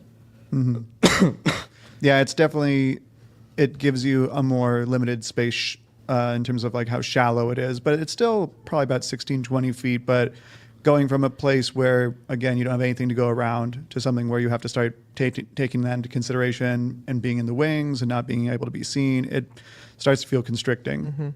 So I think since you've taken over, we've had a lot of auditorium redos. I heard new stage got painted this year. What else have we upgraded to the auditorium? Well, in February, we got a new light board that is the industry standard Element 2 light board. This summer, we got a new Allen and Heath SQ7 soundboard, which is another thing that is what is used in most professional settings. And for those that haven't been back since last fall, we don't have the big walkway around. We've added some seats back in. They've repainted the stage. We have 12 new light fixtures that the school helped us purchase just this fall. So there's a lot of new gear in there right now. And then when you come to see the show, you'll see that there's new carpet and that there's been new paint done in the auditorium underneath the seats. Mr. Menno has been really working hard over the last year to beautify the auditorium space and update it. So we're getting ready for that show. As when you guys got casted, let's go back to auditions and then casting. Did you guys feel like you fit right into your character, or did you have to work to make your character or you and your character work together? For me personally, I remember the first day when we did lines, I just kind of felt the moment and I went with it, and it's kind of been how I play my character ever since. And I didn't really change anything. I kind of just saw him as this way, and then I just kind of went for it. So. Do you think you and your character are similar personalities? Yeah. I think we are actually. Oh no! When it comes to older girls, yeah. Okay. No, I definitely think that I like my character really fits me. Like I haven't really had to change anything of like how I talk or like what I do. Like I feel like it's just like, I don't know. It's just like if I had a name change and was put into a musical. This is the humble brag moment. We're like, no, we like slam dunk. We like day one. We nailed it. Yeah. Milo? I originally did not plan to audition for Bill. I was going to do Harry, but then I kind of asked the other dudes what they were doing, and no one said they were auditioning for Bill. So I really didn't have any competition. I think it fits you. I like, because you have like the deep voice and like, yeah, Bill. Yeah. Well, I had to perfect some of the dad mannerisms and poses. But. Yeah. Layla? I mean, yeah, I wanted Rosie from when I first saw the show, so I'm glad I got it, and I think it fits me pretty well. Whoever wants to, give us a rundown if you've never seen Mamma Mia. Obviously not to spoil anything, but what is the idea of Mamma Mia? I've never seen Mamma Mia. All right, that's not something you say. I'm not gonna lie. It's fine. I want to give a description, but I don't want to be wrong. It's but okay. From what I've watched it a couple times, never watched the Broadway version, but I'm in the whatever. So we have this daughter, Sophie Lydia, and she is with her mother, and she's a single mother on this taverna or island in Greece. And and she doesn't know who her dad is. She's 21 years old or 20 years old. She has no idea who her dad is, but she finds this notebook of her mother's. Am I right? Mm-hmm. Yeah, diary. Here, shoot it over to me, Shane. All right, Stedman. I'm laying it up. Slam dunk. You're doing. Yeah, set me up. Take it over. No, so Shane's right. We have Sophie Sheridan and her mom Donna that live on an island in Greece, and Donna runs essentially like an inn, and Sophie's getting married and wants her dad to give her away, but she doesn't know who he is. So she finds her mom's old diary, and it's set in 1999, 2000, so it's the beginning of the internet age. So she finds these guys and sends them invitations to her wedding, pretending to be her mom. So they all come thinking that they're going to this wedding. They don't know who Sophie is. They don't know that it's Donna's daughter. They've just come to visit, and chaos ensues as a lot of misunderstandings get brought to light and old griefs get hashed out, and it really ends with the idea. The character Sky, played by Owen Isert, really hits the nail on the head. He tells Sophie that who her family is doesn't matter. It doesn't define her. What she does and what she does with her life does. And I think that that's a message that is really important, and that a lot of people can relate to, whether you're adults or even students in our building. Everybody's trying to figure out who we are so excited for Mamma Mia coming to the General McLane High School stage. We have one show under our belt already, and don't forget to get your tickets for either Saturday at 2, Saturday at 7, or Sunday at 2. You don't want to miss out this phenomenal production of Mamma Mia put on by General McLane High School. Here to do the first in a series of podcasts where we're going to talk about GM history. We're going to bring people on here that are pivotal to where we are today. And Jim, it's just so appropriate that we start with you. A guy who was here from the very beginning of this. And we are just honored to have you be on our podcast and to help us record a little bit of General McLane history. I'm glad to be here. Yeah, so let's start it off. Tell us, I think one of our first things we want to know is, like, how did you get involved with General McLane? Sound Productions is a proud sponsor of General McLane football. 25 years of service, Millennium Sound Productions is located at 12110 Edinburgh Road with 10 DJs on staff, photo booths, videography, and production services. Millennium Sound Productions is the largest entertainment company in Northwest PA that provides service for weddings, private parties, fundraisers, and school dances, along with videography services for weddings, school productions, and sporting events. Check out Millennium Sound Productions online at www.msdjs.com. Go Lancers!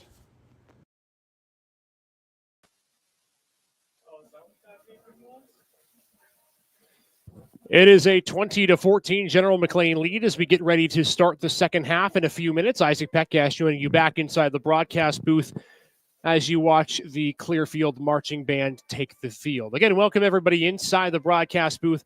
What a first half it has been. GM with a 20-14 advantage as we get ready for the second half. Saw a couple of people in the comment section asking who gets the ball to start the second half. That would be Clearfield. The Bison get the football to start half number 2. So GM's defense will have to come up strong again. Both teams in that first half played really well offensively. Clearfield only didn't score on 2 offensive drives. The Lancers had touchdowns in 3 of their 4 offensive drives and were stopped on 4th down inside the 30 on the one that ended the first half in all reality. Taking a look at the first half stats and the big players, Isaac cites his 2 passing touchdowns, one of which went to Jared Corwin, the other of which went to his brother Jacob Zeitz. The 2 have now combined for 16 pitch and catches for touchdowns this season. That dynamic duo continuing again. Meanwhile, on Clearfield's side, it's been the usual suspects. Brady Collins broke off a 59-yard touchdown run to cut it to 20-14. And the other touchdown scored by Carter Freeland, who ran one in on the first Clearfield drive of the game. So that's where we currently stand right now. A 6-point lead for GM at the half. A missed extra point on the third GM drive by McCall Eichner is the difference in terms of a 6-point lead or a 7-point lead, and that's at the moment where we stand. So a good one here at Clearfield. Again, the winner of this game will take on the winner of the WPIAL Championship game in 4A happening tonight. That is coming up, or tonight or Saturday, excuse me. Haven't gotten the exact date for that, but that is going to be coming up shortly this weekend, and we will talk about that more as we roll along heading towards the second half. All right, we'll take one more short break. Also want to mention as well in District 10, the 3A championship game, Hickory leads Sharon 16-10 late in the second quarter. Here's more from the Mamma Mia podcast as we are continuing the halftime break. Second half coming up next on Lancer Link. From you guys, I mean, obviously that's a challenge taking it from the course room onto the stage. What does that feel like for you guys, whoever wants that? Well, I think I should also add that I'm also Mamma Mia. I think I forgot to say that in the beginning. And so is Shane. Yeah, I play Pepper in Mamma Mia. I play Eddie. But what was the question again? Well, obviously, the first day when we went from the chorus room to the stage, I remember that big stair thing or whatever getting in my way, and I was like, "Is this gonna work?" And then as it goes on, the show keeps going. I'm like, "This is fitting more and more." So I think it's just like something that you adjust to over time. Yeah, I think the biggest curb was just getting over having something almost, I don't know, not in our way, but something there. Something that you have to consider when you move instead of, like, once you have to actually start making pathways. And it can't just be, I'll figure out how to get there. Now we actually have to figure out how to get where we're going. I thought when we moved to the stage, it was going to be a lot more space, but it felt like more cramped, to be honest, because of the set. Yeah, it's definitely, it gives you a more limited space in terms of like how shallow it is, but it's still probably about 16, 20 feet. But going from a place where, again, you don't have anything to go around to something where you have to start taking that into consideration and being in the wings and not being able to be seen, it starts to feel constricting. So I think since you've taken over, we've had a lot of auditorium redos. I heard new stage got painted this year. What else have we upgraded to the auditorium?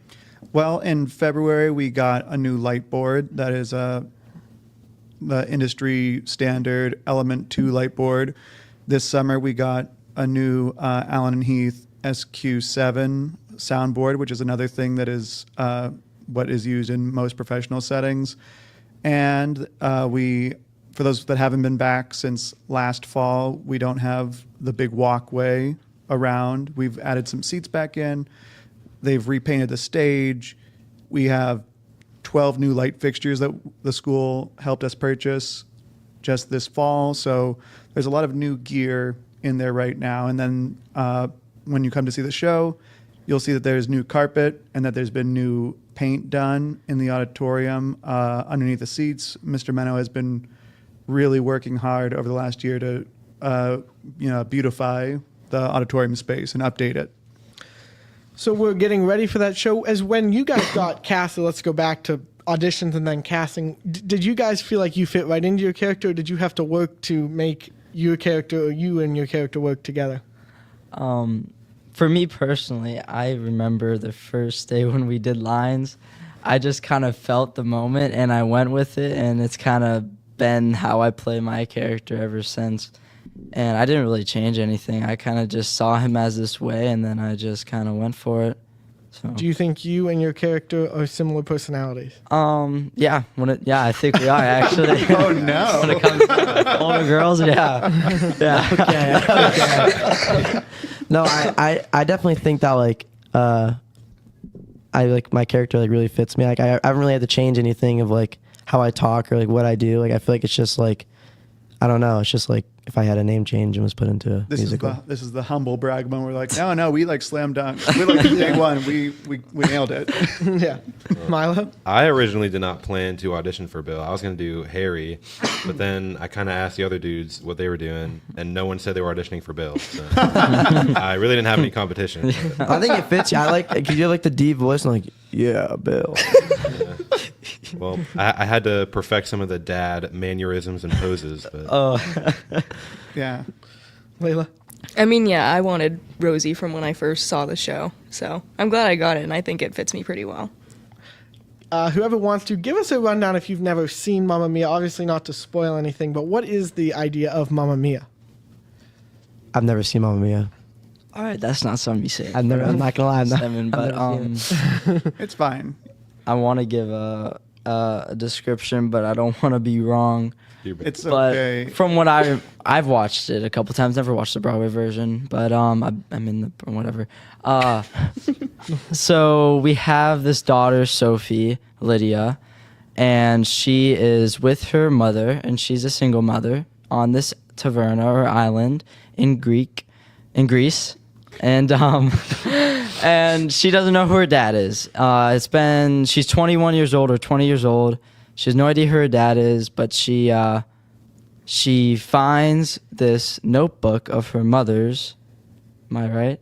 Yeah, Diary. Here, shoot it over to me, Shane. All right, Stedman. I'm laying it up. Laying it up. Slam dunk. You're doing it. Yeah, set me up. Take it over. No, so Shane's right. We have Sophie Sheridan and her mom Donna that live on an island in Greece, and Donna runs essentially like an inn.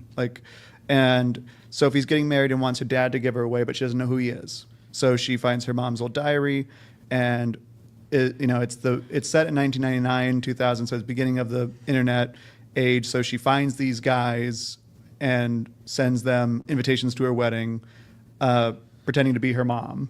So they all come thinking that they're going to this wedding. They don't know who Sophie is. They don't know that it's Donna's daughter. They've just come to visit, and chaos ensues as a lot of misunderstandings get brought to light and old griefs get hashed out, and it really ends with the idea.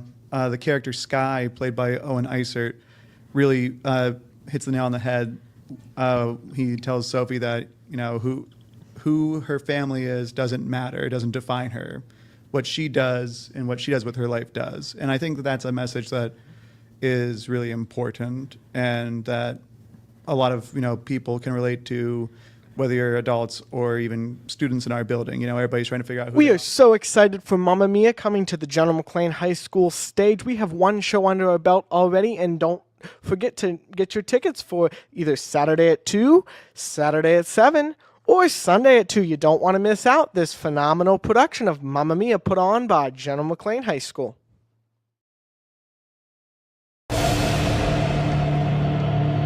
Last Friday night, history was made. Down the field, into double coverage, tipped, and it's caught. Jacob Seitz, how do you do? An 18-year drought extinguished by a historic team. The General McLane Lancers are your 2024 District 10 4A champions. But tonight, a new herd comes thundering from the east. Tonight, General McLane ventures into enemy territory against Brady Collins in a ferocious Clearfield rushing attack. But with the offense dominating on the ground last week, can the Lancers put on another flawless offensive performance to move to the state quarterfinals? It's the Lancers and the Bison. A spot in the final 8 awaits.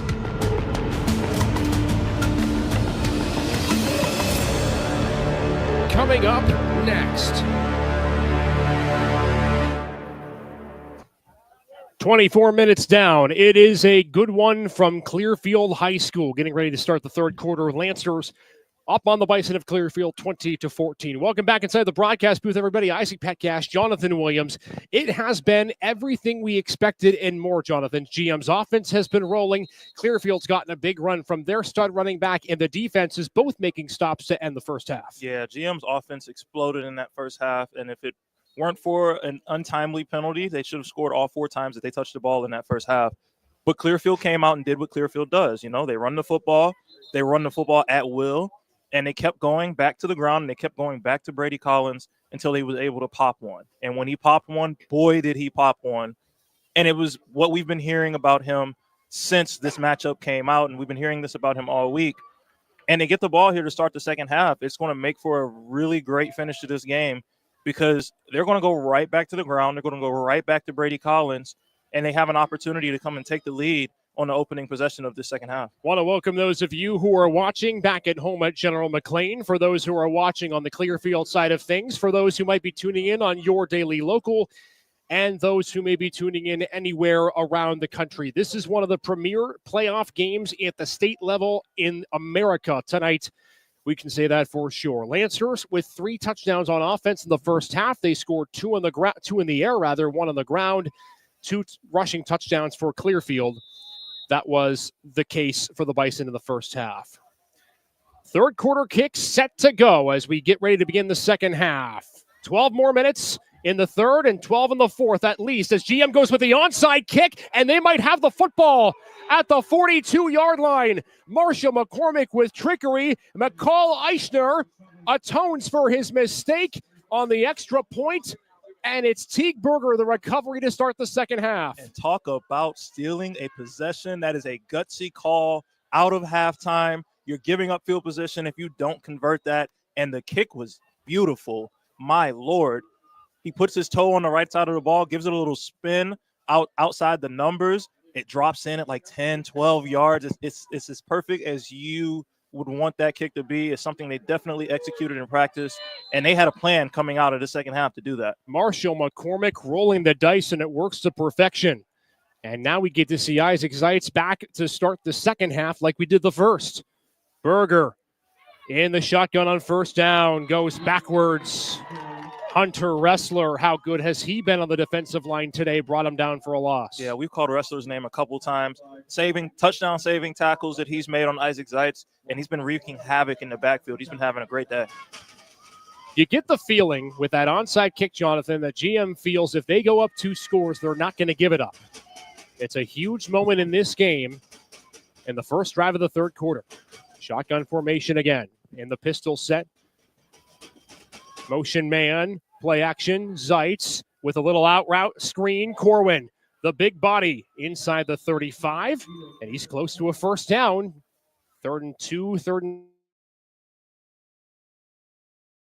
to a 3rd and manageable, and it opens up your playbook once again where you can run, you can pass. Watch out for Jacob Zeitz in the slot. They've liked going to him in the slant pattern. But they also got Teague Berger in the backfield right now. 3rd down and 2. Zeitz going to keep it. Follows the block from Berger, and he is close to that first down. It looks like he's got it. Across the 31, that's what he needed, and the Lancers move the chains. And I'm calling all of these other names and telling you to watch out for them getting the football. And Isaac just says, okay, I'm going to do it myself. Nice little quarterback blast, and he gets exactly what he needed for the first down. Zeitz did run a touchdown in for GM in the D10 championship win last week over Meadville. In case you are missing the start of the second half or just joining us, the Lancers recovering an onside kick to start the second half. And an incompletion, dangerous throw to Jacob Zeitz on first down out of his hands. And that's the one thing that I noticed about Isaac Zeitz. He doesn't care. If there are 1, 2, 3, even 4 jerseys surrounding his brother, he's throwing the ball anyway. That's the type of trust that he has in his brother as a receiver. And that's the type of plays that they've made all season long. It doesn't matter if there's bodies surrounding Jacob Zeitz or bodies draped all over him. The ball is still coming, and he's still expected to make a play. 16 touchdowns between the two, one of them coming tonight. Berger straight up the middle for 4. And here comes 3rd down. Now, Clearfield has done a good job of forcing the Lancers into 3rd downs, but they haven't had to face very many 3rd and longs in this game. It's been a lot of 3rd and manageable, a lot of 3rd and short to 3rd and medium, and it gives the Lancers a chance to basically do whatever they want with these 3rd down plays. It's Zeitz, a cascade of blockers on the right side, has a first down inside the 20. They go QB power again. If it ain't broke, don't fix it. Yeah, they went to it last time, went back to it again, and got more yards this time than last time. And they are really just asserting their dominance up front right now. They're running the ball, and they're moving the ball at will. You see head coach Marshall McCormick barking out directions on the Lancer sideline. What a job he has done since coming to Linden Field 3 years ago. Has his team on the precipice of a potential state quarterfinal berth. Berger right up the middle, 5 more yards on first down. Breaking a couple tackles as he gets through the A-gap, and they're just running hard. Like, these running backs are not going down on first contact. They're running through arm tackles. They're making guys miss, and they're fighting for every yard that they can get. And it's setting them up really well in the later downs to have a lot of 3rd and manageable to convert. 4th time inside the red zone for GM today. They are 3 of their previous 3. Pitch play, Berger on 2nd down. Stays on his feet on the spin maneuver. Trying to find the edge.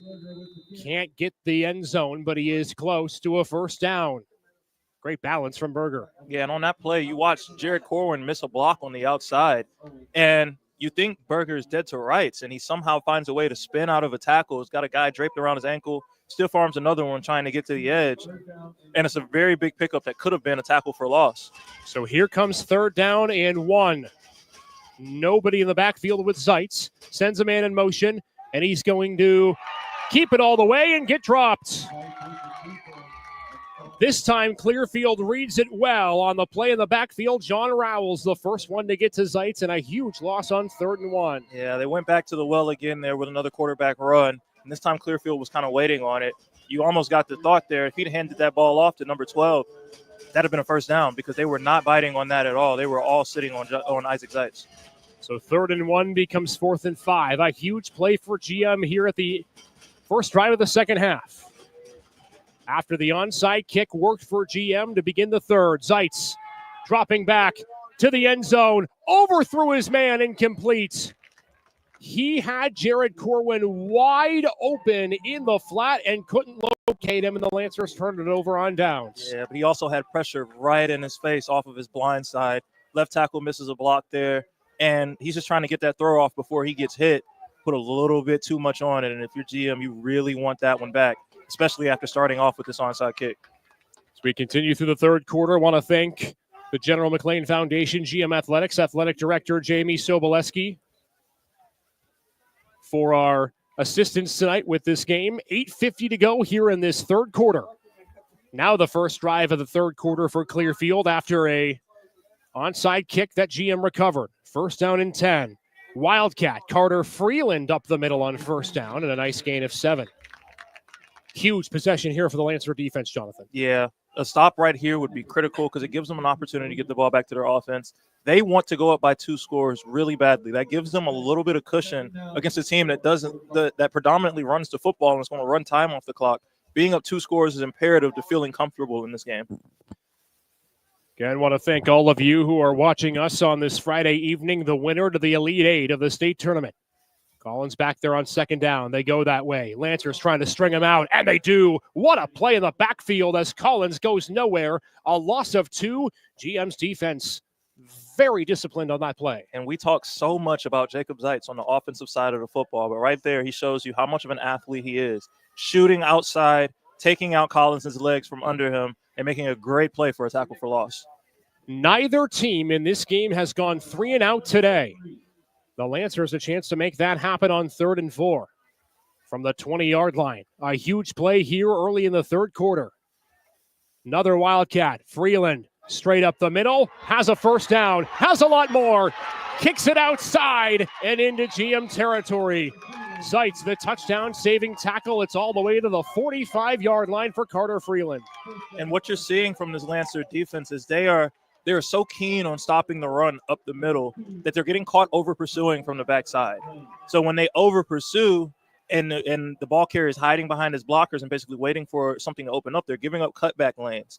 And that's what Clearfield is taking advantage of right now is, okay, yeah, they're bottling up the middle, but the cutback lanes are wide open, and it resulted in a big play this time.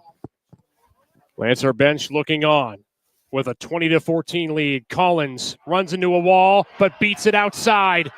35, 30, taking on defenders, and there might be 15 added on to this. There might be a face mask at the end of the play.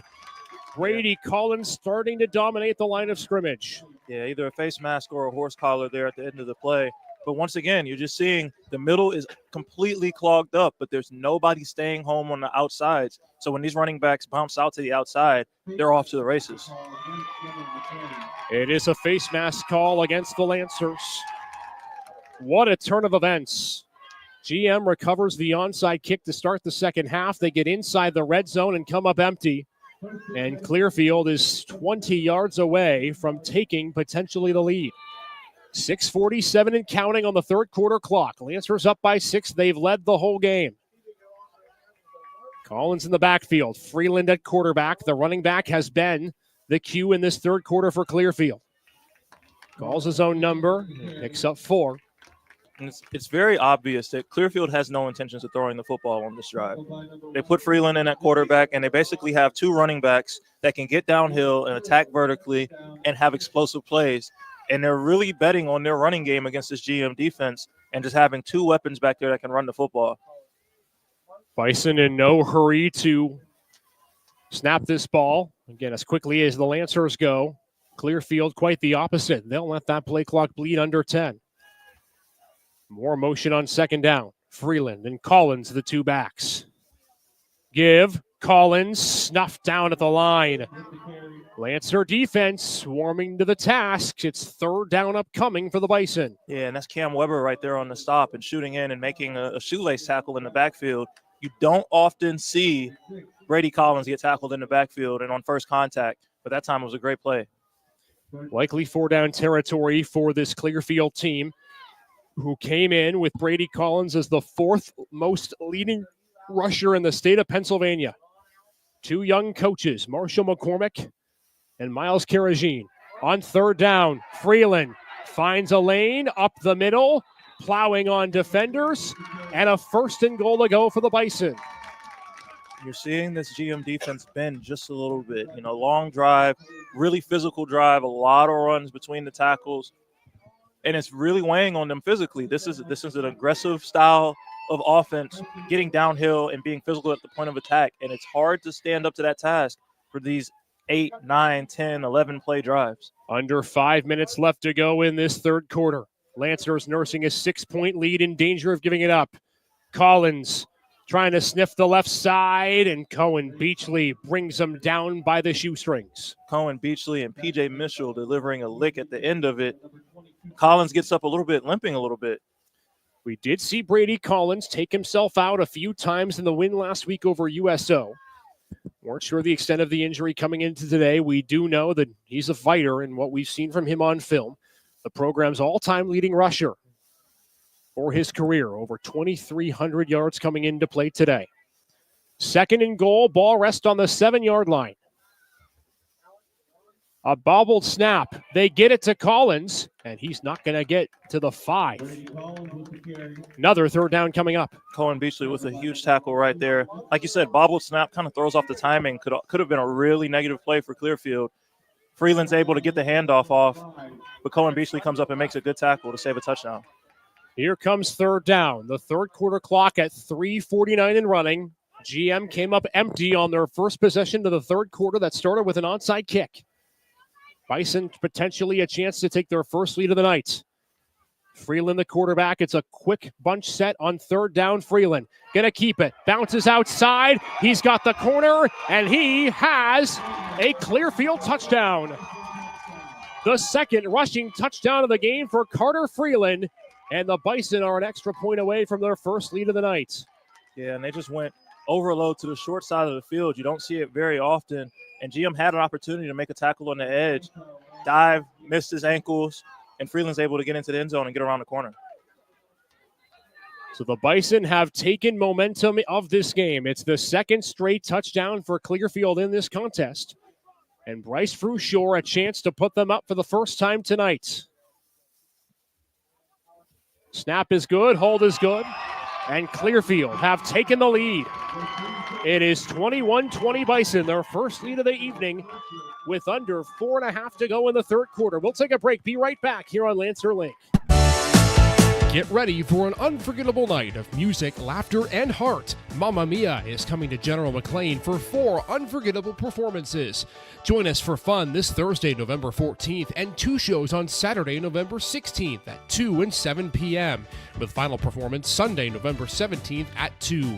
Experience the magic as talented high school students bring the hit musical to life. Tickets are on sale now. Get yours online or at the door. Don't miss out on this amazing high school production of Mamma Mia, the perfect way to kick off your weekend.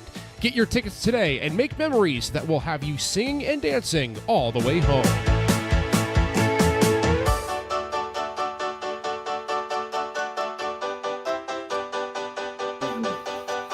Number 8, Bryce Brush. 3:31 to go, third quarter. It is a 21-20 lead for Clearfield, their first lead of the night. On a Carter Freeland 5-yard touchdown run, the second touchdown rush of the night for Freeland, Jonathan, and now GM is up against it, needing something on offense. Yeah, and you can just kind of feel it here, like the tides are shifting in Clearfield's favor as far as momentum goes. Marshall McCormick tried to spark his offense with the onside kick call out of halftime. Look out, the kickoff out of bounds. And a miscue by the Clearfield special teams. Frushore put it into the near sideline. And so the Lancers will get good field position to start the drive. They have been close in the last 2 drives, Jonathan, inside the 30 on both the end of the first half and the start of the second half. have not been able to punch it in. And it's been negative plays, whether it's a penalty, taking a touchdown off the board, or it's been taking a 2-yard loss on 3rd and short when you had a chance to convert and have 4 downs to get into the end zone. You got to eliminate the negative plays if you're a GM's offense, especially when you get down into the red zone. You have to play clean football from here on out. So Marshall McCormick will take the penalty and make Clearfield re-kick. We saw that return touchdown to start the game last week in the D10 championship game. We saw Cohen Beachley get the ball near midfield to start the game on the opening kick. And so GM likes their chances better on the return than they do with the penalty yardage. Lancers had as much of a 20-7 lead in this game. Clearfield scored 2 unanswered touchdowns, and right now it's a missed extra point. That's the difference in this game. So GM set to get this ball back again. It's Beachley from the 15, across the 40, near midfield, shaking tacklers, and a smart decision by Marshall McCormick to take the penalty and make the Bison re-kick. Yeah, and if anyone was questioning that decision, that's why he makes them re-kick. This Lancer special teams unit is dangerous, and his kickoff return unit in particular is really dangerous. He's one more missed tackle away from busting that one for 6. So you take your chances and you put trust in your guys to pop a big return, because that's something they've done all year. Want to thank, as we have a moment, General McLane Athletics, AD Jamie Soboleski, and General McLane Foundation for sponsoring and being a part of this broadcast tonight. First time Isaac Zeitz has taken the field with his team down in this game. Berger across the middle, trying to bounce in, now back out, and has a nice 6-yard run on first down. Every drive, by the way, Jonathan, in this game, GM's crossed the 50. Yeah, and a lot of them, they've started on the plus side of the 50. It's been really good for them to have good field position. They've got to be kicking themselves, though, because they haven't quite finished drives. I think they're 3 of 5 so far in this game as far as getting into the end zone when they touch the red zone. They want to clean that up. They're at 60% right now, and they'd love to see it a lot higher. 2nd and 4. Berger again has some room. Beats one defender, taking black jerseys with him, and a first down for Berger. Give him 8 more as number 6 continues in the second half what he did in the first half. Yeah, and this rushing attack for GM has not slowed down. Whether it's Berger, whether it's Isaac Zeitz, whether it's Jared Corwin, they are still able to run the football very effectively. First 3 drives of the game for the Lancers were touchdowns. The last 2 have resulted in 4th down stops. The 34-yard line is where GM has it. Screen. Zeitz to Jacob Zeitz. Spins his way for a nice gain. Need to get number 2 the ball a little bit more, Jonathan. They did so in the first half, not as much in the last quarter plus. Yeah, and they're trying to find ways to isolate him, but like we've been seeing all night long, it's hard to force feed him, especially when there are 2 or 3 black jerseys surrounding him anytime he touches the ball or anytime you try to target him. So they're trying to be creative and throw screens and slants to find a way to get him involved, but it's been tough sledding. Final 2 minutes of the third quarter. A 1-point Clearfield lead. Jacob Zeitz exits the field. It's a shotgun set with no one in the backfield for Isaac. Keeping it all the way. Not a lot of room. And is just going to slide down for a loss. Clearfield's defense has snuffed out the QB draw since those 2 opening runs to start the third. Yeah, and it looked like they were trying to set up a little shovel pass there to Jared Corwin, but Isaac didn't like what he saw a little bit too much traffic in there, and decided to keep the ball and just take it himself. And honestly, a smart decision by him. If you don't like what you see, keep the ball, live to fight another play. A loss of 3, and it's 3rd and 9. This is where GM has struggled in the last quarter plus of this game. They've gotten it inside the 30. They have not converted touchdowns. Huge play for Zeitz. A deep drop, a deep pass, and a man wide open, but he underthrew him, and it's intercepted. Colton Ryan the pick. And room to run down the right sideline to the 47, still on his feet. Inside GM territory to the 43. A pick thrown by Zeitz at the worst possible time. There is a flag down at midfield, but the interception's going to stand as Zeitz creates the first turnover of the game. Yeah, man, and he had his receiver. Nobody over the top of him. If he just puts a little bit more on that pass, you're looking at 6 points on the board the other way. Instead, he underthrows it, and it gets picked off from underneath, and a great return. With 1:01 to go in the third, I do believe the flag is going to be against Clearfield, either for a block in the back or a blindside block. So the Bison will be starting with worse field position, you would think. But Colton Ryan was there to make the play on defense. And a huge INT by the Bison Jr. We'll check the flag. This is our sideline cam. Alec Eisert running it for us tonight.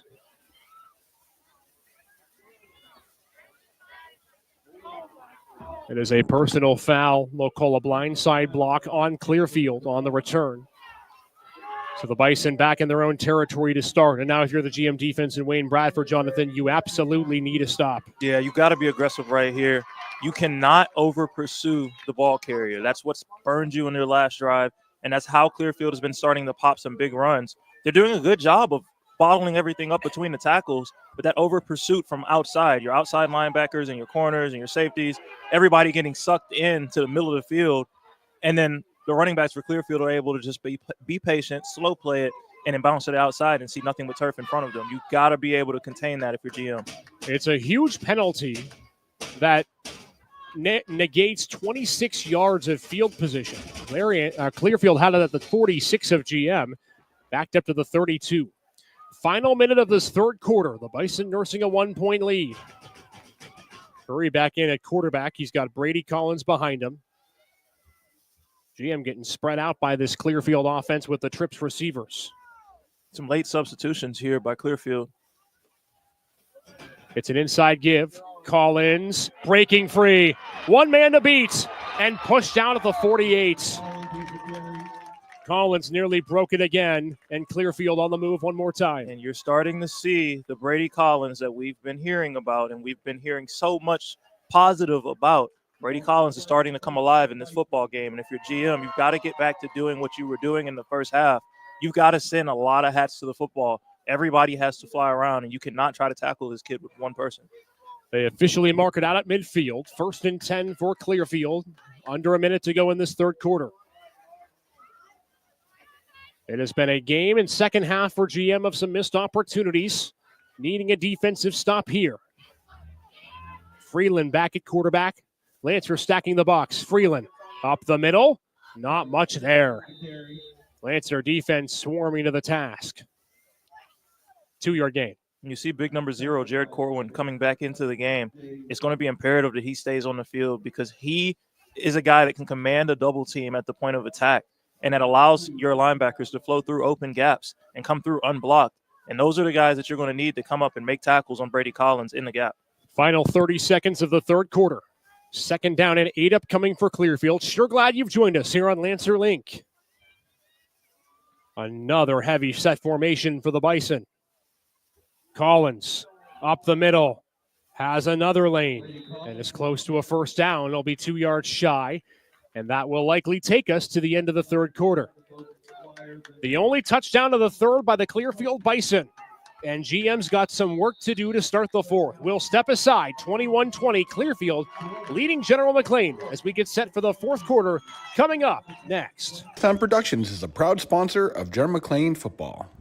25 years of service, Millennium Sound Productions is located at 12110 Edinburgh Road with 10 DJs on staff, photo booths, videography, and production services.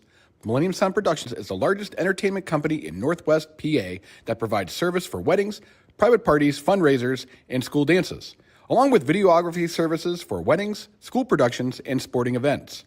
Check out Millennium Sound Productions online at Get ready for an unforgettable night of music, laughter, and heart. Mamma Mia is coming to General McLane for 4 unforgettable performances. Join us for fun this Thursday, November 14th, and 2 shows on Saturday, November 16th at 2 and 7 p.m., with final performance Sunday, November 17th at 2. Experience the magic as talented high school students bring the hit musical to life. Tickets are on sale now. Get yours online or at the door. Don't miss out on this amazing high school production of Mamma Mia, the perfect way to kick off your weekend. Get your tickets today and make... Start of the fourth quarter from Clearfield High School. A good one. In case you've missed the first 3, you're in for a treat. Isaac Petcash, Jonathan Williams. Lancer defense back on the field on 3rd down and 4, Jonathan. Down by 1 and needing a stop. Yeah, they need one mightily right here because you give up a first down right here, and now Clearfield with the lead because of the missed extra point. They can start to play the clock game. They can run the ball, run time off the clock, run the play clock all the way down, and really limit possessions for GM, even if you're able to stop them. 4 in the backfield on third down. Now they motion a couple in. Brady Collins is the running back with Carter Freeland. Freeland gets the carry on third down and another first down. It's just 7 after 8 yards for Clearfield, and the Lancer defense wearing a little bit in this start of the fourth. Yeah, and it's difficult to defend this high-powered rushing attack for 4 quarters. They played a really solid first half against it and still let a couple of big ones pop. But now Clearfield is just starting to wear on this Lancer defense a little bit, and they're starting to lean on them a little bit up front. So much more coverage to come throughout the rest of this game. A reminder, we'll have instant reaction of this game over on the Gem City Sports Podcast Network. Make sure to check us out there on Facebook and X. 1st and 10. Collins lost the football for a second, gathers it back, and picks up 5. Jonathan, how large does this extra point that was missed earlier loom for GM now? It's really huge because you're looking at the difference between being down in this football game and in a position where Clearfield can quite literally hold the football and limit your possessions and the opportunity to win, or you could be in a tie game right now and playing for overtime. That type of special teams miscue is something that has plagued GM, especially on the extra point unit, all season, and it's been big tonight. Bison continuing to let that clock dribble down slowly but surely. 2nd down, 5. Freeland has a lane, tripped up from behind. Teague-Berger may have saved a touchdown. And 2nd and 5 turns into 3rd down and 2. They're getting a guy in the backfield at the point of attack, but they're not making the play. Collins is able to make the first guy miss, and that's something that's special about this kid is the first guy usually doesn't bring him down. And in GM's case, that first guy has usually been meeting him 2 yards in the backfield, but they haven't been able to get him on the ground. And once he gets around that first guy, it's 4, 5, 6, 7, 8 yards before you're catching him. Minute and a half gone, 4th quarter. 3rd and 1. Collins, another first down. The senior starting to churn the legs faster in this 4th quarter, and the Bison in the red zone again. It just feels like Clearfield is taking the air out of the football right now. They are completely dominating momentum-wise, and with every run of 6+, they just get more and more confident on the ground. If there's ever a time for a turnover for General McLane, now would be it. They have not forced one today. The only turnover in this game was the one that on the drive preceded this. Colton Ryan, the interception of Isaac Zeitz. Can the Lancer defense make a stand at the 20? Freeland on first down, up the middle, and another nice chunk. 8 more for Carter Freeland as the Lancer defense over pursuing just a tad. Yeah, and you get 2 guys that get hands on in the backfield, but the same story. They're making guys miss at the point of attack. They're making those first couple of guys that try to tackle them miss, and then after that, it's 7 or 8 yards before you catch them. 4th quarter clock continuing to wind, under 10 minutes left to go. Now just around 9 minutes as we continue to roll things down. Winner of this game will play the WPIAL champion from 4A coming up next week. It'll be a sight time to be determined. Lancers trying to make the final 8, but they need a big stop here to help get there.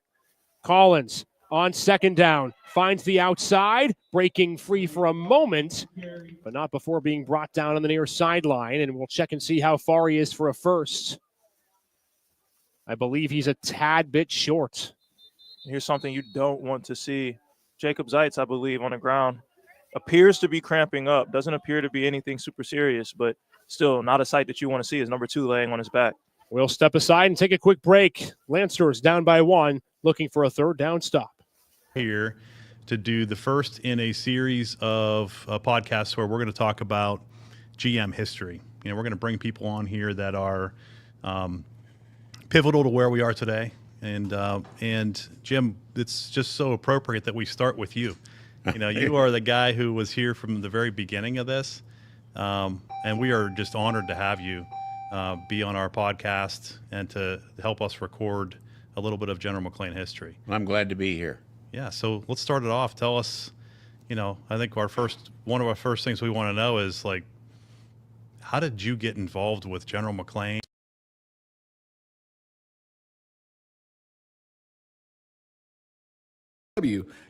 Millennium Sound Productions is a proud sponsor of General McLane football. 25 years of service, Millennium Sound Productions is located at 12110 Edinburgh Road with 10 DJs on staff, photo booths, videography, and production services. Millennium Sound Productions is the largest entertainment company in Northwest PA that provides service for weddings, private parties, fundraisers, and school dances, along with videography services for weddings, school productions, and sporting events. Check out Millennium Sound Productions online at www.msdjs.com. Go Lancers!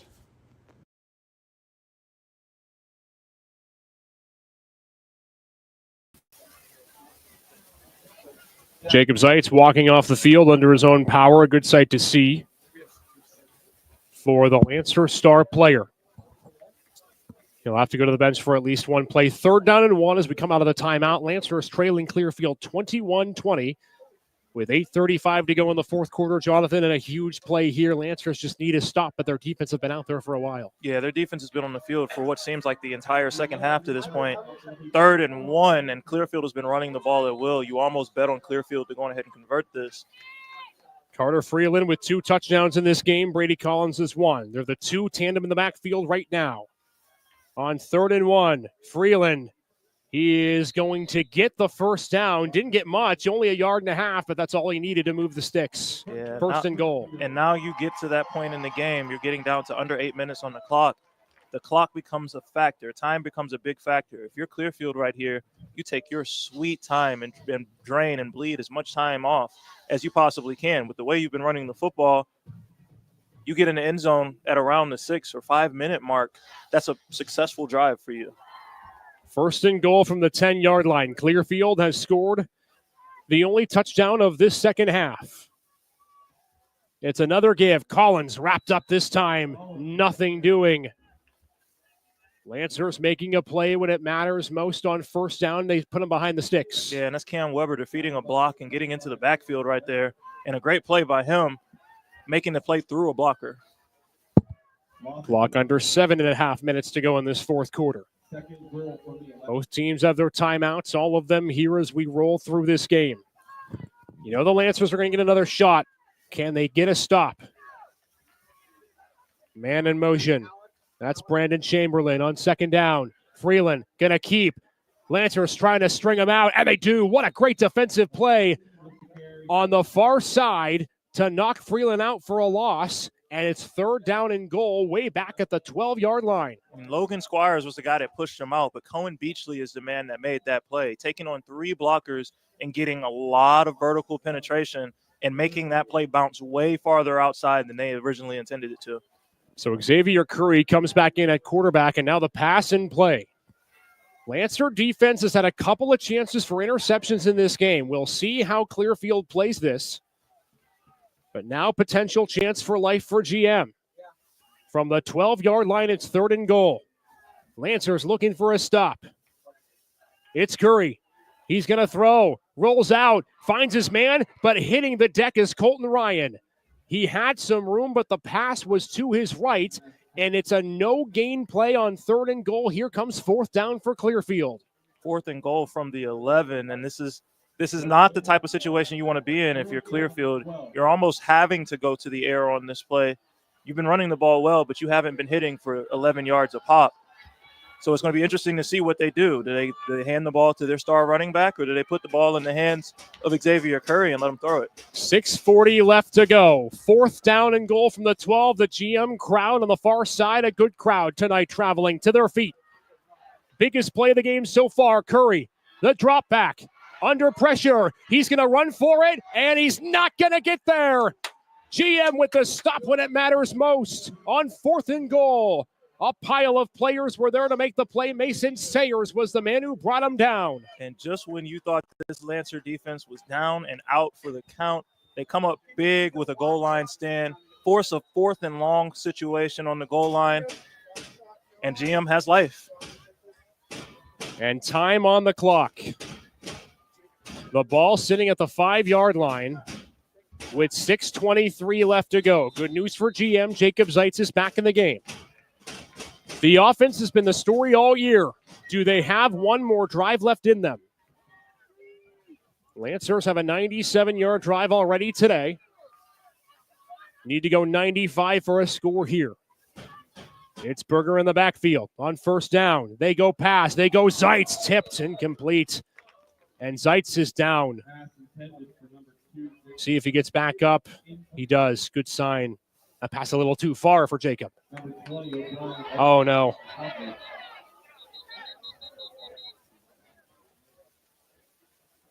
We'll take a timeout. Be right back as they check on Jacob Zeitz. Here to do the first in a series of podcasts where we're going to talk about GM history. We're going to bring people on here that are pivotal to where we are today.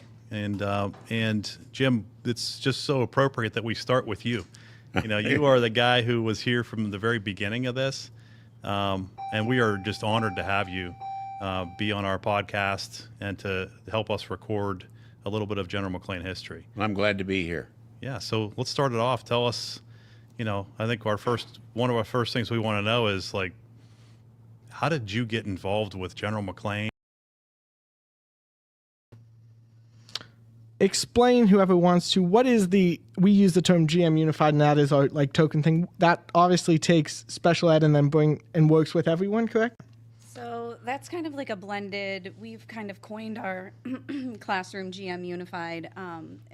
It's kind of twofold. All the things that we do with Unified Special Olympics, so the Unified Track Team, the Unified Bocce Team, we now have a Unified Weightlifting Team, and we have a ski program where we have regular ed students come and help as our ski instructors, but then also with Education Academy. So we bring in a lot of regular ed students into our classrooms so they can kind of build relationships with the students that would not really have that opportunity elsewhere. Rachel, do you like obviously you're mixing, and do you like that atmosphere when they bring in either the Education Academy's kids?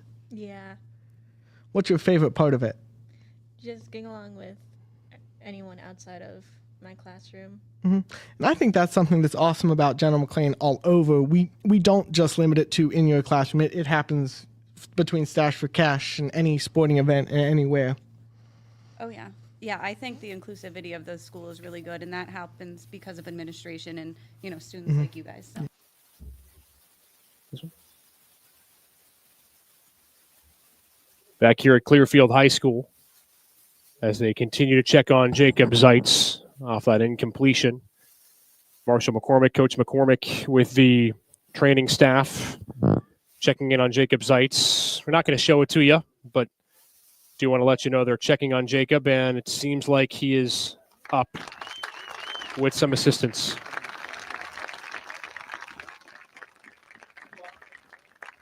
Just hard to see. We saw Jacob go down to the prep game, was able to return for the D10 championship. I think regardless of whether you're a Clearfield fan watching this, whether you're a GM fan watching this, you don't want to see anyone go down, but especially not that guy. And we just hope the best for Jacob, whatever the situation is. But it didn't look great from our vantage point, Jonathan. Yeah, just scary, honestly, from my vantage point to watch him get up and see what ensued after he tried to stand up. And like you said, we saw him go down in the prep game, and it was a very serious injury. And one of those things that you never want to see on a football field. And he was able to make a triumphant return. He had a couple of weeks off to get his bearings about him and get back healthy and get back into the fold. And he was able to make a return in the D10 championship. But right now it's just hoping that he's okay and hoping that he is able to stay healthy. We'll take a short break. They are walking with Jacob Zeitz off the field as we speak. We'll be right back.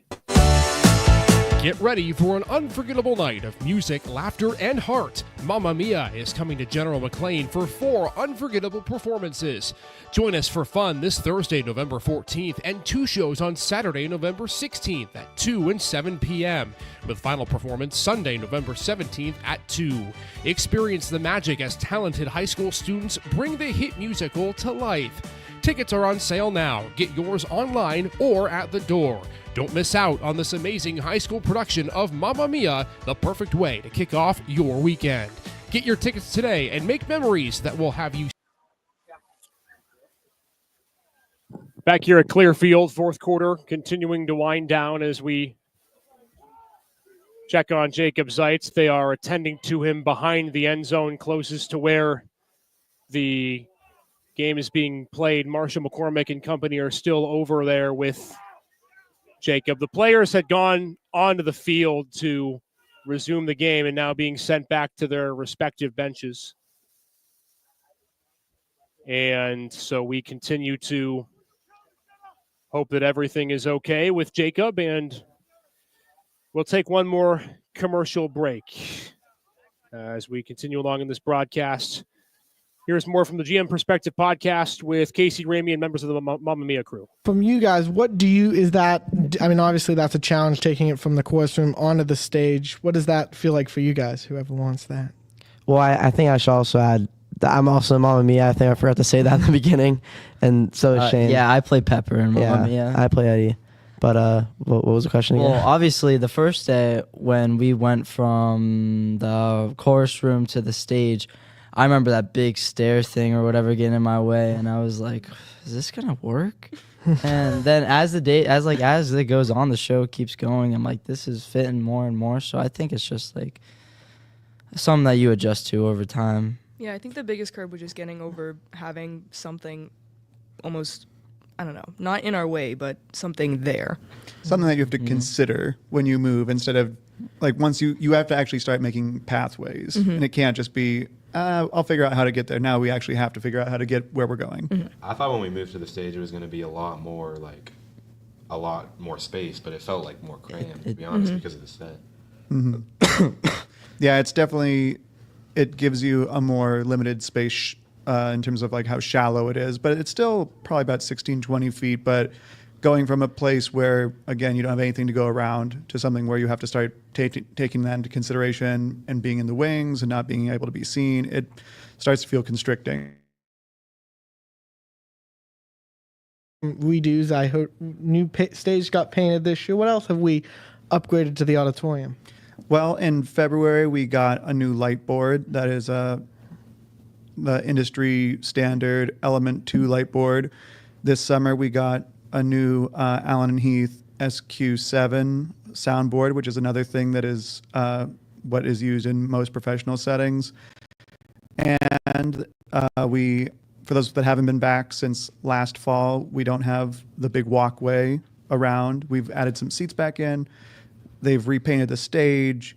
We have 12 new light fixtures that the school helped us purchase just this fall. So there's a lot of new gear in there right now. And then when you come to see the show, you'll see that there's new carpet and that there's been new paint done in the auditorium underneath the seats. Mr. Menno has been really working hard over the last year to beautify the auditorium space and update it. So we're getting ready for that show. As when you guys got casted, let's go back to auditions and then casting. Did you guys feel like you fit right into your character, or did you have to work to make your character or you and your character work together? For me personally, I remember the first day when we did lines. I just kind of felt the moment and I went with it, and it's kind of been how I play my character ever since. And I didn't really change anything. I kind of just saw him as this way, and then I just kind of went for it. So. Do you think you and your character are similar personalities? Yeah. I think we are actually. Oh no! When it comes to older girls, yeah. Okay. No, I definitely think that I like my character really fits me. Like I haven't really had to change anything of like how I talk or like what I do. Like I feel like it's just like, I don't know. It's just like if I had a name change and was put into a musical. This is the humble brag moment. We're like, no, we like slam dunk. We like day one. We nailed it. Yeah. Milo? I originally did not plan to audition for Bill. I was going to do Harry.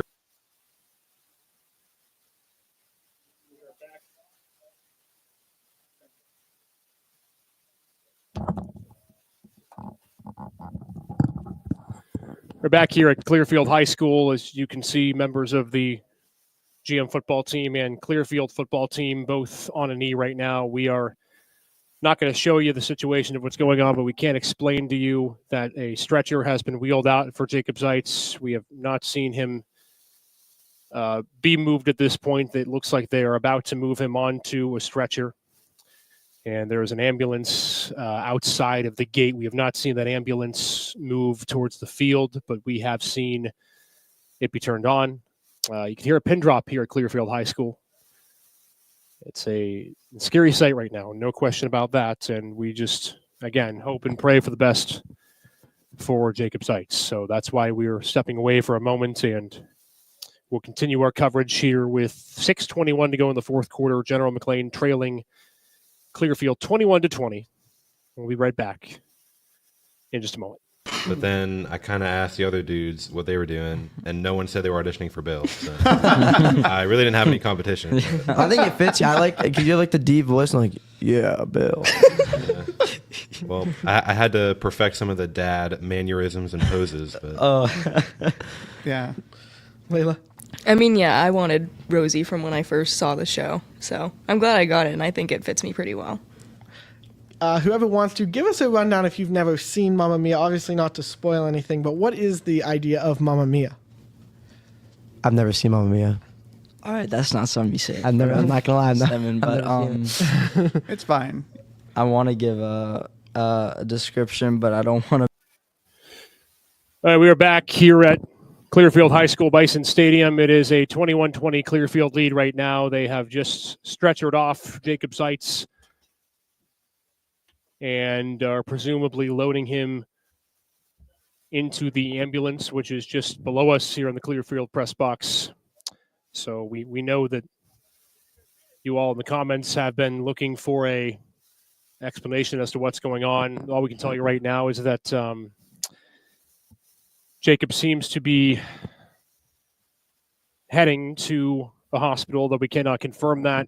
And Jonathan, we saw what happened in the prep game with Jacob and him leaving the game. It's a playoff game. It means a lot for both teams. It's a win or go home, but it's a difficult sight to see. There's no question. Yeah, this is eerily similar to being on the sidelines at that game and kind of watching the air deflate out of the crowd as he got carted off in that game.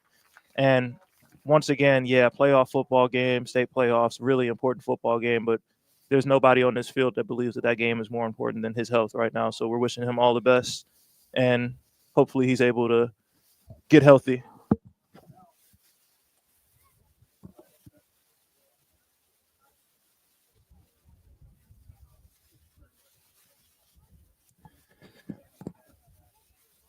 So we just got word from the GM coaches who have been in communication with people downstairs that they are taking him to the hospital, Jacob Seitz, as a precaution, that there was tingling in his legs, but he has movement in his extremities. That's good news. And so they are taking him to the hospital as a precaution to get him checked out. They do not believe it has anything to do with the head or neck, which is a breath of fresh air where that's concerned, Jonathan, but obviously we still hope the best for Jacob regardless of whatever we may be hearing here. Yeah, anytime you see a guy stretchered off, it's not good. It's not anything that you want to see, and it's not anything that you want to experience or be there for, but it is good news to hear that it's not presumably head or neck related as we all know what his injury was in that prep game. So that's good news, and once again, we just wish him all the best, and hopefully we hear more good news with him going forward. We will certainly keep you updated as we learn more. Back to the game. 6:21 to go here in the fourth quarter. It's 21-20 Clearfield. And GM has the football, second down and 10 at their own 5-yard line. Now it's on Isaac Zeitz to lead a drive for the game. The senior quarterback, he's led a lot of great drives before. Trying to do so again here in this fourth quarter, with his team down by a single point. About a 15-minute delay as well with the injury. On second down, give Teague Berger. Trying to bounce outside, he lost yards. Back to the 3-yard line. A host of Bison defenders brought him down, and here comes third and long. You're going to have to put the ball in your quarterback's hand. Your senior quarterback, he's led you this far in this season. Obviously, very tough moments for him, but he's a guy that you have to go to and rely on to get out of this jam. So third down and 12 coming up for GM, trailing 21-20. Clock under 6 minutes to go in the fourth quarter. The winner gets McKeesport or Thomas Jefferson in tomorrow's WPIAL Championship 4A game.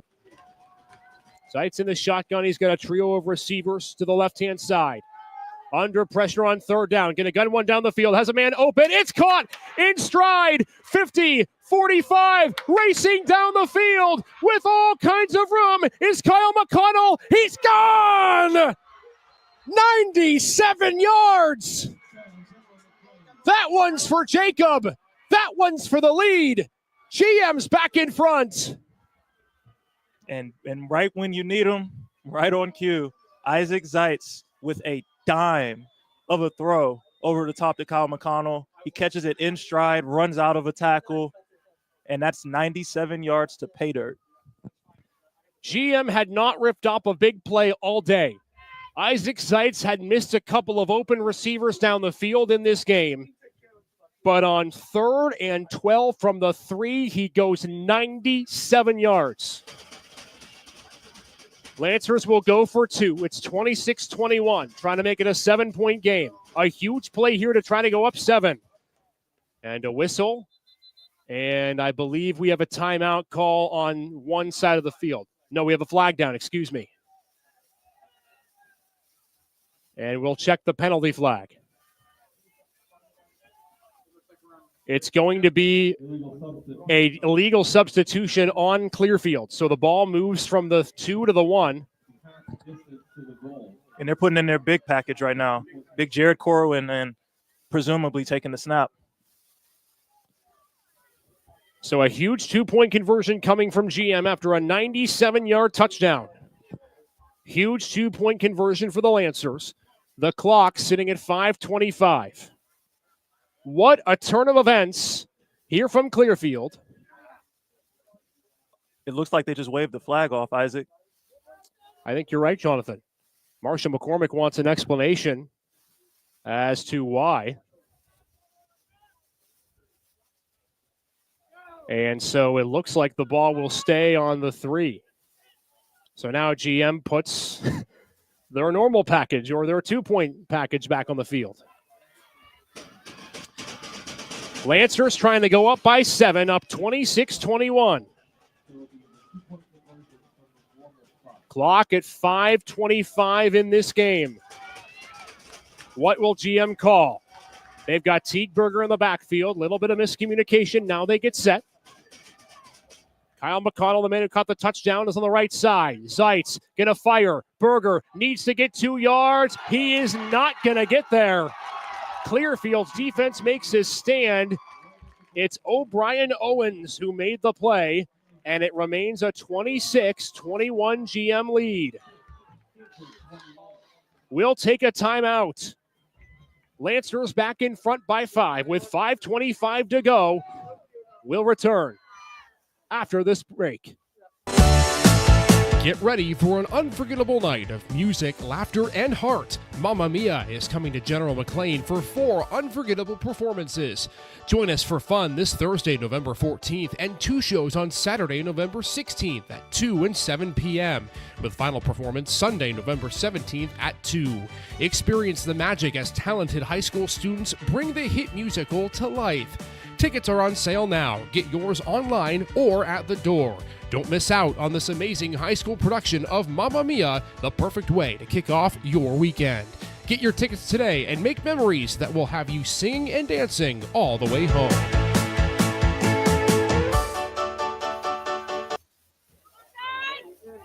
Number 89, Brendan Berger. We expected this game to be close. We expected there to be tips, twists, and turns. And we have had the latest rendition of what has been a great battle. A 97-yard touchdown from Isaac Zeitz to Kyle McConnell. And GM leads Clearfield with 5 minutes and 25 seconds to go, 26-21. Lancers to kick the football off. It's a pooch kick. Bison take it at the 35. And aren't going to get much further than that. 38-yard line is where they'll start. And the Lancers, who look dead and buried, of course, the emotion of Jacob Zeitz leaving the game, suddenly find themselves up 5, but now the defense work to do. Yeah, and this is a crucial spot in the game for your Lancer defense. They've got to get a stop right here. Game is on the line. You know Clearfield is running the football, which means that clock is going to run down. The last thing that you can have right now is a long drive ending in a touchdown. Last state playoff win for General McLane, 2006. Drew Astorino and company that year went all the way to win the Class state championship game. The 38-yard line, the line of scrimmage. Clearfield, plenty of time, 5:25. A touchdown will give them the lead. First down, Collins up the gut. Beachley, P.J. Mitchell, gang tackle him. It's a 3-yard gain. And a good play by Mitchell and by Beachley to catch him in the middle of the field and catch him right there in the pile and not let him break free out of that first tackle as he's been doing as of late. First guys that got there made the play. Clock becomes a factor down the stretch of the fourth quarter, 4:54 to go. Both teams have all 3 timeouts. You know what Clearfield's doing. They want to run all this time off the clock and try to win the game in their hands. 2nd down, 7. It's a QB draw. Collins tripped up just after the line of scrimmage. Lansner stringing out again. And they bust the play in the backfield, knock the quarterback over on the handoff. Cohen Beachley is outside, and he's on the ground, getting blocked to the ground, and makes the play from his knees. A great play by Cohen Beachley because that could have been a very big gain, but he makes a crazy play from the ground. 3rd down and 7 upcoming for Clearfield. They have been proficient on 3rd downs today. The only one they didn't convert ended in that 4th and goal stop. The 48-yard line they need for a 1st down. It's 3rd and 7. 3:57 left to go in this 4A first-round game. Xavier Curry back at quarterback. Rolling left, has time, lofts it down the field, man open, it's complete, inside the 30 is Elijah Glunt, and a 1st down for the Bison at the 23, another pitch and catch on 3rd down. Yeah, and right when you think you've built some momentum, this passing game from Clearfield comes alive. They don't go to it often, but when they do go to it, they're usually successful with it, and right there, you hate to say it and you hate to see it, but you're missing Jacob Zeitz in that safety position. It's a 35-yard gain on 3rd and 8. And the Bison are knocking on the door at the 23. 3:25 to go and counting in this game. The winner to the PIAA state quarterfinals. Carter Freeland back in at quarterback. He's got Brady Collins to his left. Freeland keeps, tries to hurdle a couple of defenders, and gets no more than 3. So now the chess match begins. Jonathan, if you're GM, when do you start using timeouts, or do you let it ride and trust your defense? You know, you got your defense down here backed up and into the red zone last drive, and they were able to hold for you and make a stop and make a stand. I feel like you got to trust your defense at least for the rest of this particular series before you start burning timeouts. Once you get under 2 minutes, then you got to start playing the clock game. Under 3 minutes to go. Both sides of the crowd anxious as ever in the waning moments of a back-and-forth seesaw game. Lancers have the lead on the 97-yard touchdown to Kyle McConnell. Freeland barking directions, gives Collins up the gut, sprints his way through, nearly scored, but has a 1st and goal to go. At the 10-yard line, he was shoestring tackled that would have potentially scored the go-ahead touchdown. And we have a Lancer that is slow to get up on this play. It's Logan Squires. We will take a timeout as they check on Logan Squires. 2:23 to go. Clearfield, a 1st and goal, down by 5 when we come back. Sound Productions is a proud sponsor of General McLane football.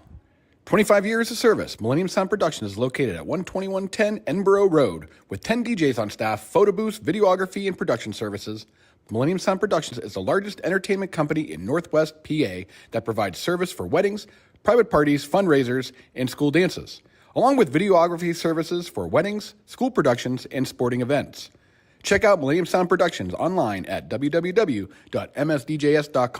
Go Lancers! Drama building from Clearfield High School. 2:23 to go in this 4th quarter, 26-21, GM in front of Clearfield. It's a 1st and goal for the Bison at the 10-yard line. Both teams, all 3 timeouts. Lancers had a stand on the last drive. We'll see what happens here in a huge moment. Collins in the backfield. Freeland, the cue. Heavy set. Collins, right side. Can the Lancers string him out? No, they can't. Collins dives. He is. Do they give it to him? They do. Touchdown Clearfield. They're back in the lead. Collins' his 2nd rushing touchdown of the night. Right there, they just get the edge. They sent a lot of blockers over, and they sent a couple guys to basically what we call as a reach block and seal off the edge and not allow a GM defender to play contain. And all that takes, all Collins needs is a little bit of green grass off that edge, and he's able to dive in for the score. So the Bison now leading for the second time in this game, 27-26, 1:57 left, and they're going to go for two, I would think here, Jonathan, and try to make it a 3-point game. Yeah, it's a smart decision right here. Make it a field goal game. You haven't seen much out of General McLane's kicking game. Sans a couple extra points and the big missed extra point. But a 3-point game or less than a 3-point game, and you have an opportunity potentially to win it if you get close enough to kick a field goal. 2-point try. Freeland gonna throw, deflected, incomplete. Lancers hold on the 2-point try, and it's a 1-point game with 1:57 to go. And how fitting that the ball game comes down to Marshall McCormick's offense. Man, 2-minute drill, fate of the season on the line, and a field goal is in play. This is PIAA state playoff football at its finest, and this is going to be a fun last 2 minutes to watch.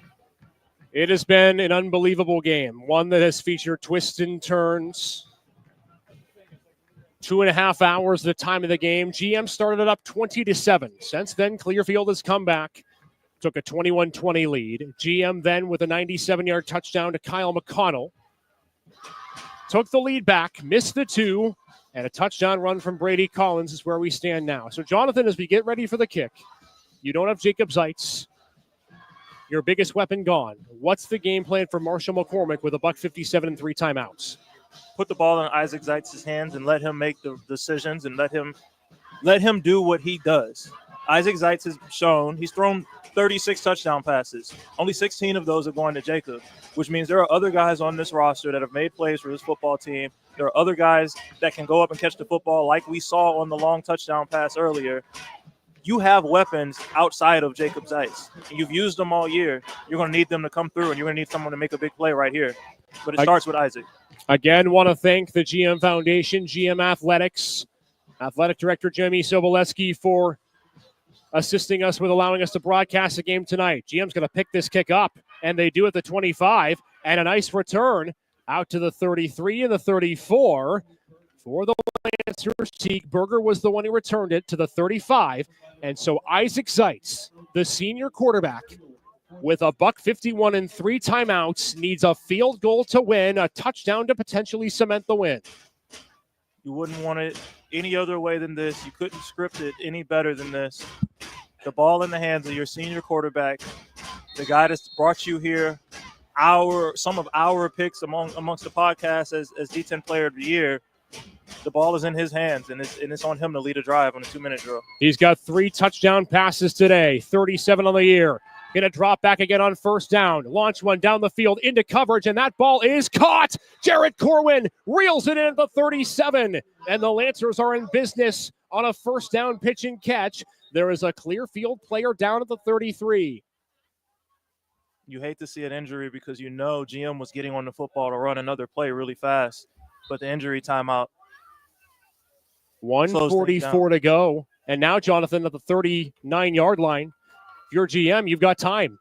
Yeah, you got a lot of time to work with on the plus side of the 50. Honestly, did not expect to see a shot there on the first play, but Marshall McCormick is aggressive, and he trusts his quarterback. He went and made a play just now. 1st and 10, Zeitz not going to snap it. Clearfield has called a timeout.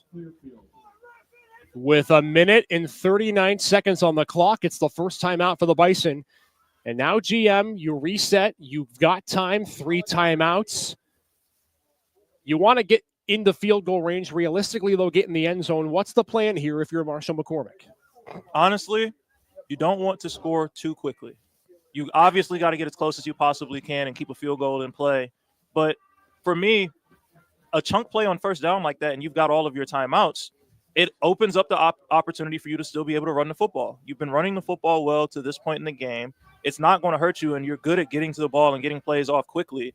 So everything is in play. That doesn't have to be just all on Isaac Zeitz's arm. Because of this big play, it puts you in position to be able to set up running plays, set up play action plays potentially, and still have a balanced offense where Clearfield can't just drop 8 into coverage and sit back and wait on Isaac to throw the football.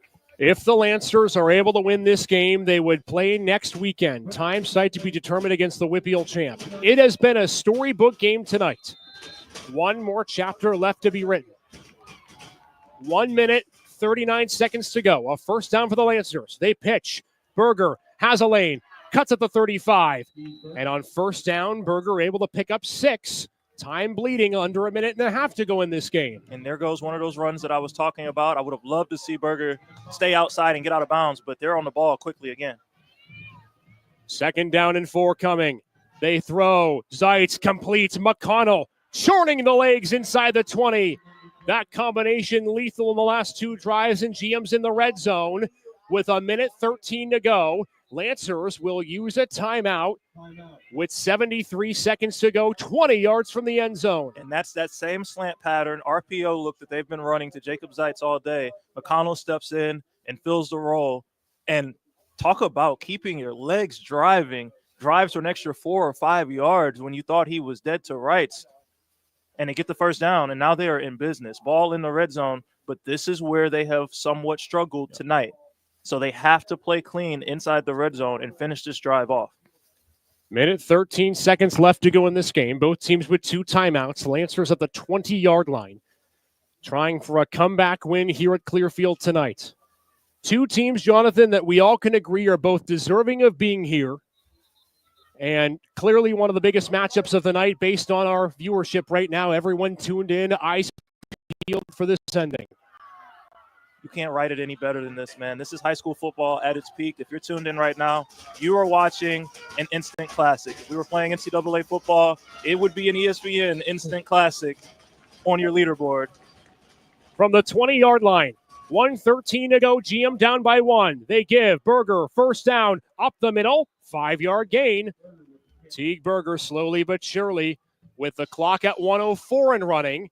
And GM still time left in this game, under a minute now. 58, now 57. They give him 4 on first down.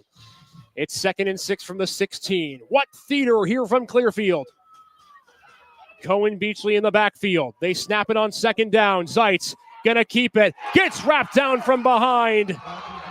A loss on 2nd down. It's Hunter Ressler. There is a penalty flag down on the field. You know, Clearfield has had the penalty bug in this game, especially in pivotal plays inside the red zone.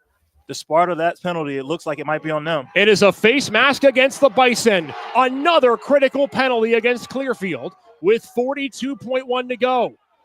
So it resets the chains, gives GM a first down with 42 seconds on the clock.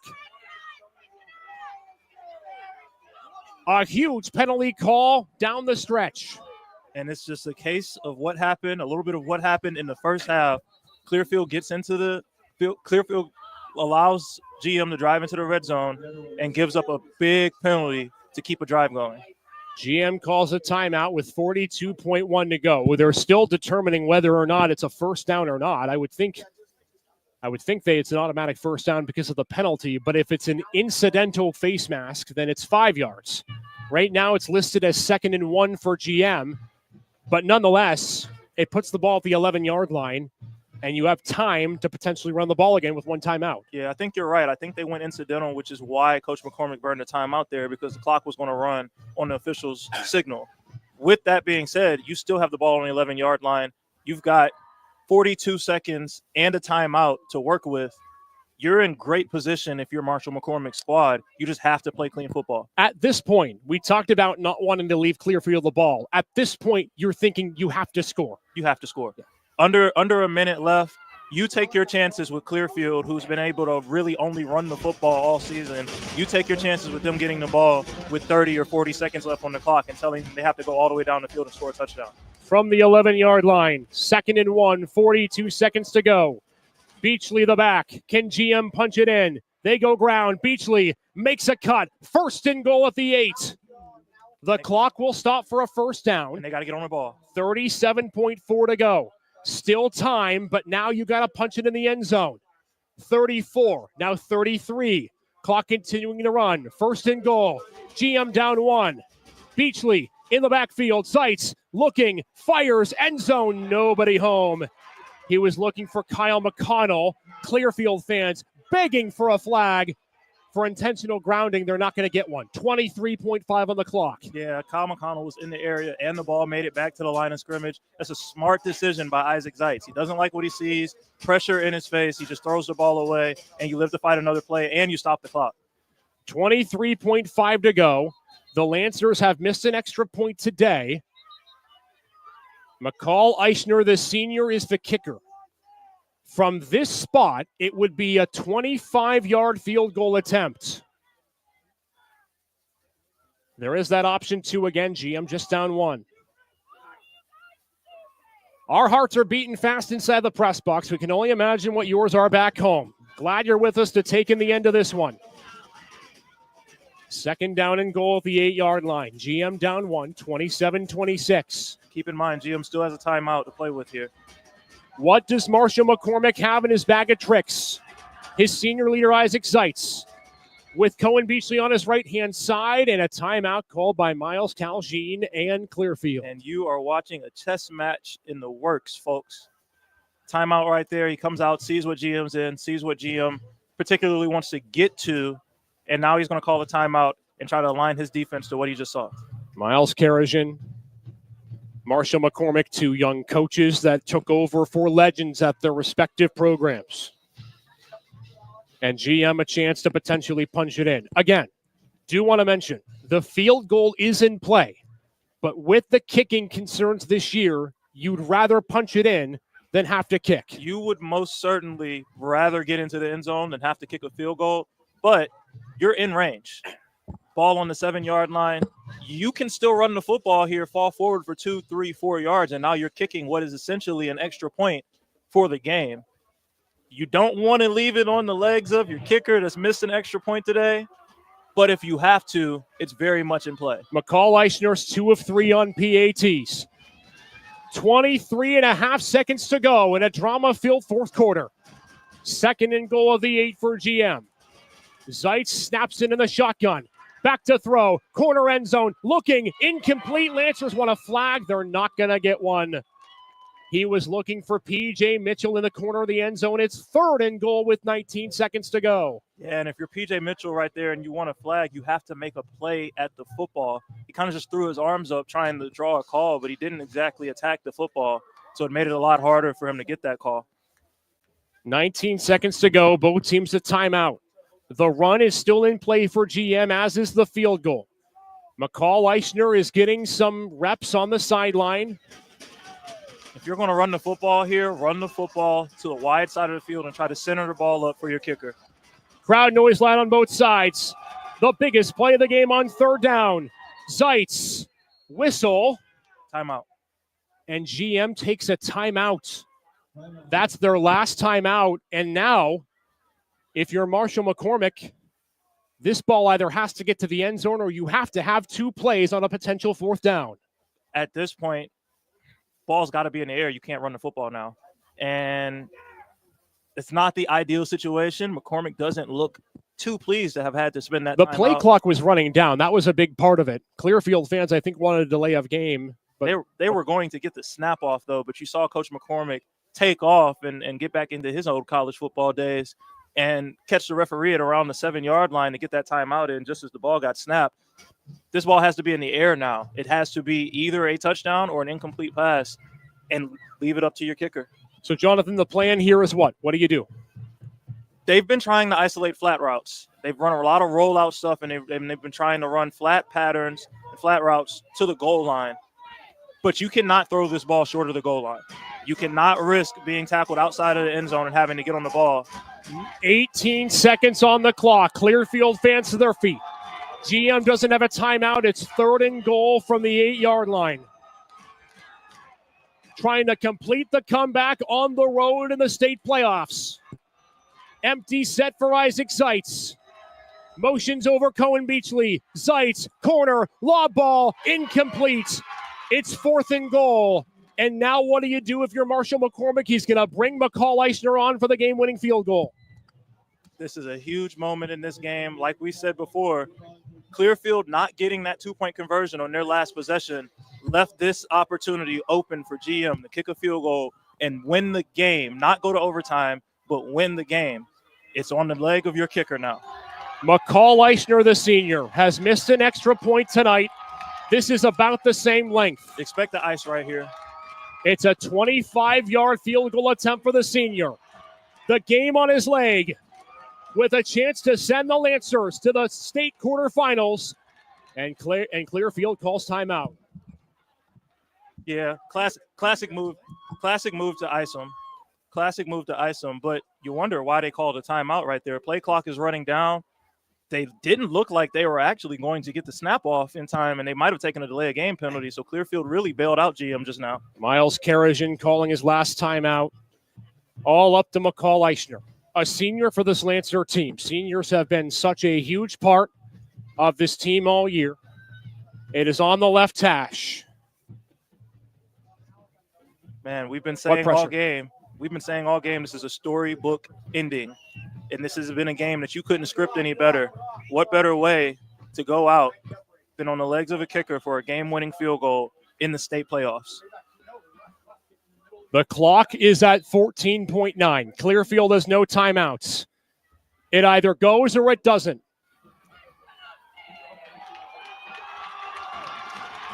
McCall Eichner, the senior, trying to put General McLane into the state quarterfinals. Right-footed kicker. Ball inside the left hash.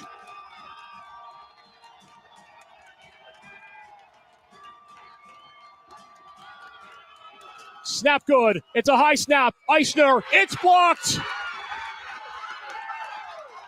Clearfield gets the stop and is going to head to the state quarterfinals. The snap was high. The kick no good. A flag for excessive celebration, but Clearfield will take it. And the Lancer season will come to an end on a blocked field goal. Now, that excessive celebration penalty might be huge. It's half the distance to the goal because it's a personal foul penalty.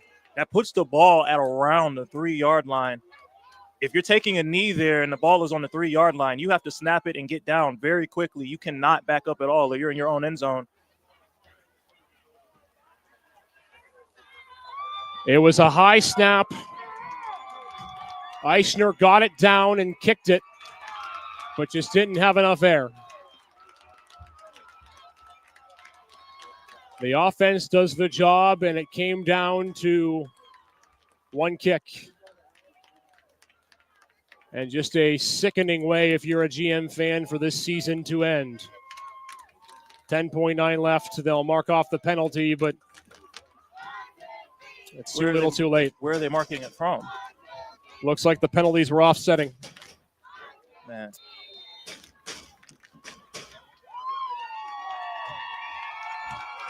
A historic season for General McLane ends in heartbreak. One knee by Xavier Curry. And Clearfield will celebrate.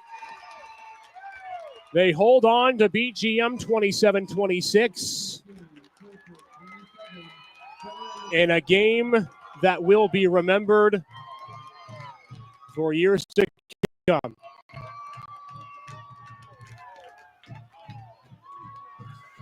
They gave it everything they had. Yeah, man, they battled in this one. This was a show-stopping game, and it was definitely the game that we anticipated coming in. It was going to be close, and it was going to be down to the wire. If you're GM, you did everything you could. You gave yourself a chance at the end of the game to win the game, and that's all you can ask for. They set themselves up really well with an opportunity to win the game. Fell just short. But, man, this has been a spectacular season for this Lancer football program. They have nothing to hang their heads about. One of the best seasons they've had in the last 2 decades. Just a great year overall for this Lancer squad. We want to say thank you to the General McLane Foundation, to GM Athletics Athletic Director Jamie Sobolewski for helping us sponsor this production tonight. A thanks to Mark Eisert, Millennium Sound, for helping us out with the camera crew, Casey Ramey, our producer. and for everyone at General McLane. It was a wonderful stream tonight. We're so thankful that you could spend a few minutes and a couple hours with us to be a part of this stream. It will be remembered as a historic season, but it comes to an end at the last moment. The final score tonight from the 4A first round of the state playoffs: Clearfield 27, General McLane 26. This has been a production of Lancer Link. If you haven't already, please get your tickets from Mamma Mia. Two performances coming up tomorrow at 2 and 7. We'll see you all next year for football. Until then, everybody, enjoy the rest of your Friday night.